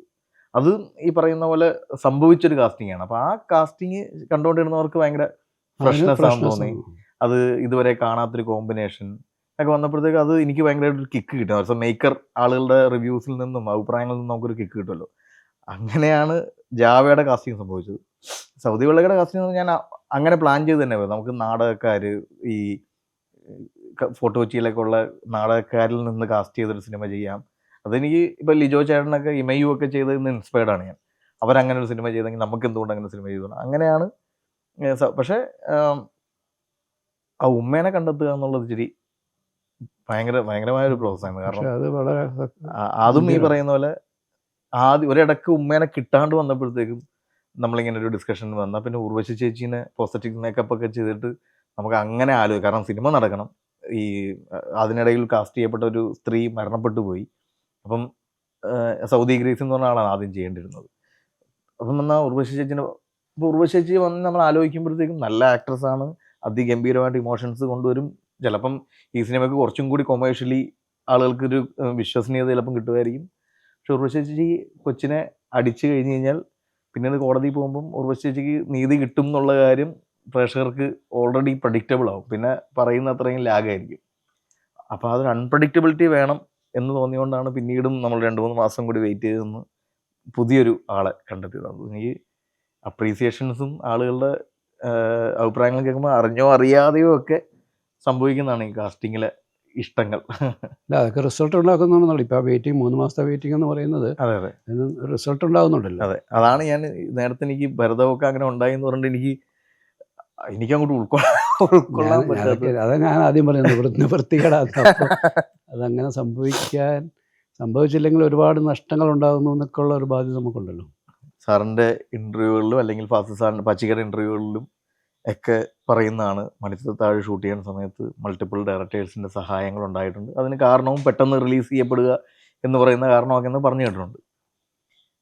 എനിക്ക് ഇപ്പം നമ്മളൊരു സിനിമേനെ അപ്രോച്ച് ചെയ്യുമ്പോൾ ഒരു ഡയറക്ടറിൻ്റെ വിഷൻ, ഡയറക്ടറിൻ്റെ മേക്കിംഗ് സ്റ്റൈൽ എന്നൊക്കെ ഇവിടെ പല ഡയറക്ടേഴ്സും ഭയങ്കര അവകാശത്തോടെ പറയുന്നൊരു സാഹചര്യത്തിൽ, ഓക്കെ നിങ്ങൾ സുഹൃത്തുക്കളാണ്, നവോദയയിൽ നിന്ന് വന്ന ഒരു കൂട്ടം ആളുകളാണ്, ഈഗോസ് ഇല്ലാത്ത ആളുകളാണെന്ന് നമ്മൾ നേരത്തെ സംസാരിച്ചത് മനസ്സിലായി. ഇതിൻ്റെ ഒരു നമ്മൾ മൊത്തം സിനിമ കാണുമ്പം ഇത് ഇന്ന ആൾ ഷൂട്ട് ചെയ്തതാണെന്ന് നമുക്ക് പറയാം. എന്നാലും കുറേ ഊഹാപോഹങ്ങൾ മൊത്തത്തിൽ ആളുകളുടെ ഇടയിലുണ്ട്. തമാശ രംഗങ്ങൾ ചിലപ്പം സിദ്ദിഖ് ലാൽ ചെയ്തതായിരിക്കും, ഇമോഷണൽ രംഗങ്ങൾ ചിലപ്പം സിബി സാർ ചെയ്തതായിരിക്കും എന്നൊക്കെ പറയുന്ന കുറേ ഊഹാപോഹങ്ങൾ നമുക്കിടയിലൊക്കെ ഉണ്ട്. ഇത് ആര് ഷൂട്ട് ചെയ്തതാന്ന് മനസ്സിലാകാത്ത രീതിയിൽ എങ്ങനെയാണ് ഈ പ്രോസസ്സ്? അതായത് ഫാസിലിൻ്റെ തന്നെ ഒരു ധൈര്യമാണ്. കാരണം ഫാസിൽ ഞാൻ ഏറ്റവും അവസാനമാണ് അവിടെ പോയി ചെയ്യുന്നത്. കാരണം ഞാൻ ആ സമയത്ത് ചെങ്കോൽ ഷൂട്ട് ചെയ്യുന്നത്. പക്ഷെ ഫാസിലിനെ ഞങ്ങൾ 4 പേരും അവിടെ പോയി ചെയ്യണമെന്നുള്ള എന്നിരുന്നാലും അത് പാച്ചിക്കയുടെ വിഷൻ തന്നെയാണ്. പക്ഷേ പാച്ചി വന്നിട്ട് നമ്മളടുത്ത് ഇങ്ങനെ ഷോട്ട് എടുക്കണമെന്നൊന്നും പറഞ്ഞില്ല. നമുക്കൊരു പോർഷൻ തന്നു. സിദ്ദിഖ് ലാലൊക്കെ ആദ്യമേ ചെയ്തു, അവരുടെ പോർഷൻ ചെയ്തു. ഈ പറയുന്ന പോലെ അവർ ഹ്യൂമർ ഏരിയ ഒക്കെ തന്നെയാണ് ചെയ്തത് എന്ന് എനിക്ക് തോന്നുന്നു. പ്രിയനും വന്നു, കുറച്ച് പോർഷൻസ് ചെയ്തു. പിന്നെ ഏറ്റവും അവസാനമാണ് ഞാൻ ചെല്ലുന്നത്. ഞാൻ ചെല്ലുമ്പോഴത്തേക്കും എനിക്കായിട്ട് ചെയ്യാനായിട്ട് പുള്ളി കുറച്ച് പോർഷൻ മാറ്റി വെച്ചു. ആ പഴന്തമിഴ് പാട്ടിൽ ആ പാട്ടിൻ്റെ കുറച്ച് പോർഷൻ കുറേ അവർ ഇവിടുത്തെ തൃപ്പൂണിത്തുറ പാലസിൽ ചെയ്തു. അവിടെ ഞാൻ തക്കലയിലാണ് ഷൂട്ട് ചെയ്തത്. അപ്പോൾ അത് കുറച്ച് ശോഭനയും സുരേഷും ലാലും മൾട്ടിപ്പിൾ ടൈമിൽ പല സ്ഥലങ്ങളിൽ ഷൂട്ട് നടക്കുമായിരുന്നു, അങ്ങനെയാണോ? 2 യൂണിറ്റ് ഉണ്ടാവും എപ്പോഴും. ഞാനും സണ്ണി ജോസഫും കൂടെ അത് ചെയ്തത്. പിന്നെ ലാൽ ഈ ശോഭനയുടെ നാട് അന്വേഷിച്ച് പോയി അവിടെ എത്തുന്നത് വേറെ ആരോ ഷൂട്ട് ചെയ്തത്. ഞാൻ ആ യാത്രയും ഒരു പാട്ടൊക്കെ ഉണ്ടല്ലോ, സുധീഷ് ലാലും കൂടെ പോകുന്നത്. അങ്ങനെ ഞാൻ വളരെ കുറച്ച് പോർഷനെ ചെയ്തുള്ളൂ. കാരണം അപ്പോഴത്തേക്കും ബാക്കി പ്രധാനപ്പെട്ട ക്ലൈമാക്സിലേക്ക് അവർ എത്തിയിരുന്നു. ക്ലൈമാക്സ് ഷൂട്ട് ചെയ്യുമ്പോൾ ഞാൻ അവിടെ ഉണ്ട്. മറ്റേ ശോഭനയുടെ ആ ഒരു പെർഫോമൻസിൻ്റെ സമയത്തൊക്കെ ഞാൻ അവിടെ ഉണ്ട്. പക്ഷേ ഞാൻ വളരെ കുറച്ചേ ഉള്ളൂ. പക്ഷേ ഇതെന്താ പറയുക, ഒരു ഫാസിലിന് ആ സിനിമയെക്കുറിച്ച് പൂർണ്ണമായൊരു വിഷൻ ഉണ്ടായിരുന്നു. അത് വളരെ കോൺഫിഡൻ്റായിട്ട് പുള്ളി അതിനെ അപ്രോച്ച് ചെയ്തുള്ളൂ. ഇതിനകത്ത് വർക്ക് ചെയ്യുമെന്ന് തീരുമാനിക്കുന്നതിന് മുമ്പ് തന്നെ എന്നെ ഒരിക്കൽ വിളിച്ചിട്ട് മുഴുവൻ സ്ക്രിപ്റ്റ് കേൾക്കണമെന്ന് പറഞ്ഞു. ഞാൻ മുഴുവൻ കേട്ടു. അപ്പം അത് കഴിഞ്ഞിട്ട് അപ്പം നമ്മുടെ മനസ്സിൽ ആ കഥ പൂർണ്ണമായിട്ടും കിടപ്പുണ്ടായിരുന്നു. പിന്നെ ഇതെന്താ പറയുക, ആ സ്ക്രിപ്റ്റിന്മേലുള്ളൊരു കോൺഫിഡൻസ് ഉണ്ടല്ലോ. ഇതെങ്ങനെ ചെയ്താലും ഇതിനൊരു ഉള്ളിലൊരു സാധനം ഉണ്ടെന്നുള്ളൊരു ബോധ്യമുണ്ടല്ലോ. അത് ഈ പറയുന്ന പോലെ വേർതിരിച്ച് അതാണ് അതിൻ്റെ ആര് ചെയ്തതാണെന്ന് തോന്നാത്ത രീതിയിൽ. പക്ഷേ അത് ഭയങ്കര ഒരു കൂട്ടായ്മയാണ് മലയാള സിനിമയുടെ. ഇപ്പം 2020 ആളുകൾ മലയാള സിനിമയുടെ കൂട്ടായ്മയുടെ സിനിമയാണ് 2020. പക്ഷേ ശരിക്കും പറഞ്ഞാൽ ആ കൂട്ടായ്മയുടെ സിനിമ എന്ന് പറയുന്നത് മണിച്ചിത്ര, അത് ക്ലാസിക്കായുടെ സിനിമയാണ്. അത് ഇത്രയേറെ ഡയറക്ടേഴ്സിൻ്റെ വിഷനുള്ള, എനിക്ക് എൻ്റെ ഒരു പേഴ്സണൽ എക്സ്പീരിയൻസ് പാച്ചിക്ക ഈ പറയുന്ന പോലെ സൗദി കഴിയുമ്പോഴും ഒക്കെ എന്നെ വിളിക്കുകയും സംസാരിക്കുകയൊക്കെ ചെയ്യുന്നൊരു, ഭയങ്കരമായിട്ട് റെസ്പെക്റ്റ് ചെയ്യുന്ന അല്ലെങ്കിൽ ഫോളോ ചെയ്യുന്നൊരു ഡയറക്ടറാണ്. എത്രയോ ക്ലാസിക്കുകളുണ്ടായ ആളാണ്. പാച്ചിക്കയുടെ വിഷൻ, പാച്ചിക്ക ഇപ്പോഴും സ്ക്രിപ്റ്റിന് വേണ്ടി വർക്ക് ചെയ്യുക. ഇപ്പോൾ പോത്തേട്ടനെ വിളിച്ച് കൂടിയിരുത്തും, അല്ലെങ്കിൽ അമലേട്ടനെ വിളിച്ച് കൂടിയിരുത്തും. കുറേ നാൾ ഞാൻ തുടരും കഴിഞ്ഞ സമയത്ത് ഞാൻ പാച്ചിക്കയോടൊപ്പം ഇരുന്ന് പാച്ചിക്കൊപ്പം സ്ക്രിപ്റ്റുകൾ ഇങ്ങനെ പറഞ്ഞുകൊണ്ടിരിക്കും. ആ ഒരു ഫയറുണ്ട്. ഇപ്പോഴും ചെയ്യണം, അത് പുതിയ കാലത്തിനൊപ്പം ചെയ്യണം, അല്ലെങ്കിൽ അപ്ഡേറ്റഡ് ആയിട്ട് നിൽക്കണം, ഈ സിനിമയ്ക്ക് സാധ്യതകൾ. അപ്പം എൻ്റെ ഇടയ്ക്കിൽ ആ സംസാരങ്ങളിലൊക്കെ ഞാൻ എപ്പോഴും ചോദിച്ചുകൊണ്ടിരുന്നത് ഇത് തന്നെയാണ്, ഈ മണിച്ചിത്രത്താഴിൻ്റെ കാര്യങ്ങൾ. അപ്പം അത് സാറിൻ്റെ ഇപ്പോഴത്തെ ഒരു സിനിമ ചെയ്യാനുള്ള കൊതി എന്താണ് ഇനി സാറ് ചെയ്യാൻ പോകുന്നത്? പാച്ചിക്ക അങ്ങനെ സിനിമ ചെയ്യാൻ പോകുന്നതാണ്. കമൽ സാറ് വേറെ പ്രോജക്റ്റുകൾക്ക് പിന്നാലെ ഉണ്ടെന്നാണ്. പ്രിയൻ സാറ് ഇപ്പം ഹിന്ദിയിൽ പുതിയ പടങ്ങൾ ചെയ്യണം. എന്താണ് സിബി സാറിൻ്റെ? അല്ല, നമ്മളിങ്ങനെ തന്നെയാണ് നിൽക്കുന്നത്. നമ്മൾ ആ ഫയർ പോയിട്ടില്ല. നമുക്ക് ചെയ്യാൻ എപ്പോഴും കൊതിയോടുകൂടിയുള്ള ഒരുപാട് കഥകൾ നമ്മുടെ മുമ്പിലുണ്ട്. അത് ഓരോന്നോരോന്നായിട്ട് ചെയ്യുക എന്നുള്ളത് തന്നെയാണ്. അതിനുള്ള ഒരുക്കങ്ങളൊക്കെ ഉണ്ടാവും. ഈ സമയങ്ങളതൊക്കെ ഉണ്ടാവും. അടിപൊളി. ജുമ, ഒരു ചോദ്യം കൂടി ചോദിക്കണേ. സാറിൻ്റെ സമകാലികരായിട്ടുള്ള പാച്ചിക്ക, കമൽ സാറ്, സത്യൻ സാറ്, പ്രിയൻ സാറ്, ഷാജി കല, സെഞ്ചി സാർ, ഇങ്ങനെ കുറേ നിങ്ങൾ ആലോചിക്കുമ്പോൾ നമ്മളുടെ സീനിയേഴ്സ് എന്ന് പറയുന്നത് ഞങ്ങൾക്ക് ഇവരാണ്. ഓരോരുത്തരുടെയും പേഴ്സണൽ ഫേവറേറ്റ് സിനിമകൾ പെട്ടെന്ന് ചോദിച്ചു കഴിഞ്ഞാൽ സത്യൻ സാറിൻ്റെ ഏറ്റവും ഫേവറേറ്റ് സിനിമ ഏതാണ്? സത്യൻ എനിക്ക് തോന്നുന്നത് ഈ ലോഹ്യമായിട്ട് ചെയ്ത വീണ്ടും ചില വീട്ടുകാര്യങ്ങൾ എന്ന സിനിമയാണ് ഒരുപാട് ഇഷ്ടമാണ്. അതിന് കാരണം എന്ന് ചോദിച്ചാൽ, സത്യൻ്റെ പല പടങ്ങളും ഇഷ്ടമാണ്. പക്ഷേ ഇതൊരു പേഴ്സണൽ ഫേവറേറ്റ് ആകാൻ കാര്യം, ഞാൻ നേരത്തെ പറഞ്ഞ ഭരതത്തിന് മുമ്പ് ഉണ്ടായിരുന്ന കഥ ആണ് പിന്നീട് അതായി മാറിയത്. ശരി, ഓക്കെ. അവിടെയും തിലകൻ ചേട്ടനും ജയറാമായി മാറിയതേ ഉള്ളൂ, അച്ഛനും മോനും തമ്മിലുള്ള. അത് പിന്നെ ലോഹി അത് മോഡിഫൈ ചെയ്തിട്ട് വേറെ രീതിയിൽ അതാണെന്ന് ബോധ്യപ്പെടുത്താത്ത രീതി. അത് ലോഹിയുടെയും കൂടെ ബ്രില്യൻസ് ആണല്ലോ. അന്ന് നമ്മൾ പേടിച്ച് മാറ്റി വെച്ച സംഭവം വേറൊരു ഫ്ലേവറിലേക്ക് അതിനെ കൊണ്ടുവന്ന് ചേർത്തു എന്നുള്ളതാണ്. ഓക്കെ. പാച്ചിക്കയുടെ മണിച്ചിത്രത്താണ് ഒബ്വിയസ്ലി. പിന്നെ പാച്ചിയുടെ കൂടെ ഞാൻ വർക്ക് ചെയ്ത ആദ്യത്തെ സിനിമ എന്ന നിലയിൽ എനിക്ക് മഞ്ഞിൽ വിരിഞ്ഞ പൂക്കളും വളരെ സ്പെഷ്യലാണ്. പിന്നെ നമുക്ക് കമലിൻ്റെ മറ്റേ പെരുമ്പഴക്കാലം, അത് കമലിൻ്റെ ഏറ്റവും ബെസ്റ്റ് വർക്കാണ്. ഷാജി കൈലാസ് സാറിൻ്റെ? ഷാജിയുടെ എനിക്ക് ആദ്യം പിന്നെ ഷാജി എന്ന് പറയുന്ന ഒരു ഡയറക്ടറെ നമ്മൾ ഐഡൻറ്റിഫൈ ചെയ്യുന്നത്, നോട്ടീസ് ചെയ്യുന്നത് തലസ്ഥാനം എന്ന് പറയുന്ന സിനിമയിലാണ്. പക്ഷേ പിന്നീട് ഇങ്ങോട്ട് വരുന്ന ഷാജിയുടെ ഓരോ സിനിമകളിലും ഷാജിയുടേതായിട്ടുള്ള ഒരു സ്റ്റൈൽ ക്രിയേറ്റ് ചെയ്തു, മേക്കിംഗ് ഒരു ഡയറക്ടർ എന്നില്ല. അത് ആ സമയത്ത് പെട്ടെന്ന് അങ്ങനെ ഒരു സ്റ്റൈൽ കൊണ്ടുവന്ന ആൾ ഷാജിയാണ്. അതിൽ ഷാജിയുടെ എനിക്ക് സ്ക്രീൻ പ്ലേയും പെർഫോമൻസും മേക്കിങ്ങും എല്ലാം കൂടെ ചേർന്നത് ആറാം തമ്പുരാനാണ്. ജോഷി സാറിൻ്റെ? ജോഷി സാറിൻ്റെ ഇങ്ങനെ കടൽ പോലെ കിടക്കില്ല. ജോഷി സാറിൻ്റെ നിന്ന് ഒന്നിനെ നമുക്ക് ചൂസ് ചെയ്യാൻ പറ്റത്തില്ല, എത്രയോ സിനിമകൾ. ഞാൻ ഈ അടുത്ത കാലത്തിരുന്നൊന്ന് എണ്ണ എടുക്കാൻ നോക്കിയിട്ട് എണ്ണി തീർക്കാൻ പറ്റാത്ത രീതിയിൽ. പക്ഷേ ന്യൂഡൽഹിയാണ് ഒരു സ്റ്റെപ്പ് ഹെഡ് നിൽക്കുന്നത്. ലോഹിത് സാർ സംവിധായകനാണ്. ലോഹിത് സാറിൻ്റെ ഭൂതക്കണ്ണാടി തന്നെയാണ്. ഭൂതക്കണ്ണാടിക്ക് അപ്പുറം മുകളിലേക്ക് ഒരു സിനിമ നമുക്ക് പറയാനില്ലല്ലോ. സാറിൻ്റെ എൻ്റെ ഏറ്റവും ഇഷ്ടപ്പെട്ട സിനിമകൾ നമ്മളിപ്പോൾ ഒരുപാട് പറഞ്ഞെങ്കിലും എനിക്ക് റിപ്പീറ്റായിട്ട് കാണാൻ ആഗ്രഹിക്കുന്ന ഒരു സിനിമ. ഞാൻ എപ്പോഴും അത് കാരണമുണ്ട്. എനിക്കിഷ്ടം ഭയങ്കരമായിട്ട് രസമുള്ളത്, കാരണം എനിക്ക് അതിന് ഇന്നസെൻ്റ് ഏട്ടൻ്റെ ക്യാരക്ടർ ലെയർ, അത് ഭയങ്കരമായ ഹ്യൂമറുകളുണ്ട്, അദ്ദേഹത്തിൻ്റെ കൊഞ്ചലുകളുണ്ട്. അച്ഛൻ നെടുവണി ചേട്ടനും ദിലീപ് ഏട്ടനുമായിട്ടുള്ള കോമ്പിനേഷൻ ഉണ്ട്, കൽപ്പന ചേച്ചിയുടെ പോലി. ഭയങ്കര റിപ്പീറ്റ് വാച്ചായിട്ട് തോന്നുന്നില്ല. അത് എത്ര പേര് ആ പടം ആ രീതിയിൽ ഡിസ്കസ് ചെയ്യപ്പെട്ടെന്ന് എനിക്കറിയില്ല. പക്ഷേ ഇഷ്ടം എൻ്റെ ഒരു പേഴ്സണൽ സദയവും കിരീടവും ഒക്കെ അവിടെ നിർത്തിക്കൊണ്ട് തന്നെ ഇഷ്ടം. പക്ഷേ എനിക്ക് എൻ്റെ ഇഷ്ടം അങ്ങനെ അധികം പേരും ആ ലെവലിൽ അതിനെ ഡിസ്കസ് ചെയ്യപ്പെട്ടിട്ടില്ല. ഞാൻ ഈ അധികം ചെയ്ത മറ്റേ ഹ്യൂമർ പടങ്ങളിൽ എല്ലാം ആസ്വദിച്ചാണ് ചെയ്യുന്നെങ്കിലും ഈ ദിലീപ് വേണുചേട്ടൻ ഇന്നസെൻ്റ് ഏട്ടൻ എന്ന് പറയുന്ന ഒരു കോമ്പിനേഷന് ഭയങ്കര അവരങ്ങോട്ടും ഇങ്ങോട്ടും നിന്നിട്ട് ഒരു ഗീവ് ആൻഡ് ടേക്ക്. രക്ഷയില്ല. പോലീസ് സ്റ്റേഷനിൽ പുള്ളി പാൻ്റൊക്കെ ഊരി അത് കുറേ ഇംപ്രവൈസേഷൻ ഉണ്ട് കാര്യമായിട്ടുണ്ട്. ഇവർ മൂന്നുപേരും കൂടെ ഇരുന്ന് നമ്മൾ ഒരു സീൻ എടുക്കുന്നതിന് മുമ്പ് ഇംപ്രവൈസ് ചെയ്യും. അത് കാരണം അവർ മൂന്നുപേരും കോമഡിയുടെ കല്യാണം കഴിക്കാൻ 50-ാമത്തെ വയസ്സിൽ കൊതിയോട് നടക്കുന്ന ഒരു മധ്യവയസ്കന്റെ വേദനയും എല്ലാം ഇതിനപ്പുറത്തേക്ക് ഇനി ഒരാൾക്ക് ചെയ്യാനില്ല.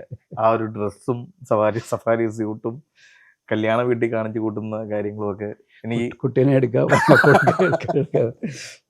എനിക്ക് ഭയങ്കരമായിട്ട് ഞാൻ തിയേറ്ററിൽ കണ്ട സിനിമയാണത്. പക്ഷെ എപ്പം ചാനലിൽ വന്നാലും അത് മൊത്തം ഇരുന്ന് കാണാനായിട്ടുള്ള ഒരു പിന്നെ ദിലീപേട്ടൻ്റെ കുറേ പരിപാടികൾ, ഈ അവരച്ഛൻ മകൻ പരിപാടികൾ ഭയങ്കര സാന്ററിക് ശ്രീനിവാസൻ സാറിൻ്റെ ഒരു ക്യാരക്ടർ വല്ലാത്തൊരു കോമ്പിനേഷനിലുള്ളൊരു റൈറ്റിംഗാണ്. അപ്പം സാർ ഓണം അടിപൊളിയായിട്ട് പോകുന്നു. എൻ്റെയും ഒരു ഓണത്തിന് ഒരു കുറച്ചും കൂടി മീനിങ് ഫുൾ ആയ പോലെ thank you for inspiring us. ഞങ്ങൾ ഈ ന്യൂ ജനറേഷനിലുള്ള സംവിധായകരെല്ലാവരും ഇപ്പം ബിഹാഫ് ഓഫ് ഇപ്പം ചിദംബരം ആണെങ്കിലും ജിത്തു ആണെങ്കിലും അഹമ്മദ് ആണെങ്കിലും ജിത്തു ചേട്ടനാണെങ്കിലും എല്ലാവരുടെയും ബിഹാഫ് ഓഫ് എല്ലാവരുടെയും ഒരു പോർട്രേറ്റ് എന്നുള്ള രീതിയിലാണ് ഞാൻ വന്ന് നിൽക്കുന്നത്. Thank you for inspiring us. ഞങ്ങൾ സിനിമകൾ ചെയ്യാൻ കൊതിപ്പിച്ചതിന്, ഇനിയും സിനിമകൾ ചെയ്യാൻ ഞങ്ങൾക്ക് ഇൻസ്പിറേഷൻ തരുന്നതിന്, ചെറിയ ചെറിയ മൊമെൻറ്റുകളാണെങ്കിൽ നമ്മൾ അറിയാണ്ട് നമ്മുടെ തോളിൽ തട്ടി നമ്മളെ അനുഗ്രഹിച്ച് വിടുന്നതിന് താങ്ക് യു. അപ്പോൾ ഓണം അടിപൊളിയാവട്ടെ. എനിക്കും അത് തന്നെയാണ് പറയാനുള്ളത്. ഞാൻ ഈ പറയുന്ന പേരുകാരെല്ലാം നമ്മൾ പറയേണ്ട മറ്റ് പല പേരുകളുണ്ട്. പക്ഷേ ഇവരൊക്കെയും സിനിമയെ വല്ലാതെ സ്നേഹിച്ചുകൊണ്ട് അതിനെ പിൻപറ്റുന്നവരാണ്. അല്ലാതെ ഒട്ടും ഒരു കളിതമാശയായിട്ടല്ല ഒരു സിനിമയെ കാണുന്നത്. അവരെല്ലാം വളരെ സീരിയസ് ആയിട്ട് അപ്രോച്ച് ചെയ്യുന്നവരാണ്. അപ്പം ഈ ഒരു പുതിയ ജനറേഷൻ ഇവിടെ സ്ട്രോങ് ആയിട്ട് ഡെവലപ്പ് ചെയ്ത് വരുന്നു. മലയാള സിനിമയ്ക്ക് മുന്നോട്ടുള്ള യാത്രയിൽ ഇവരെല്ലാവരും ഭയങ്കര ഒരു ഊർജ്ജമായിട്ടുണ്ടാവും എന്നുള്ളൊരു സന്തോഷമുണ്ട്. നമ്മളും നിങ്ങളുടെ കൂടെയൊക്കെ തന്നെ ഇനിയും തുടരും. Thank you sir.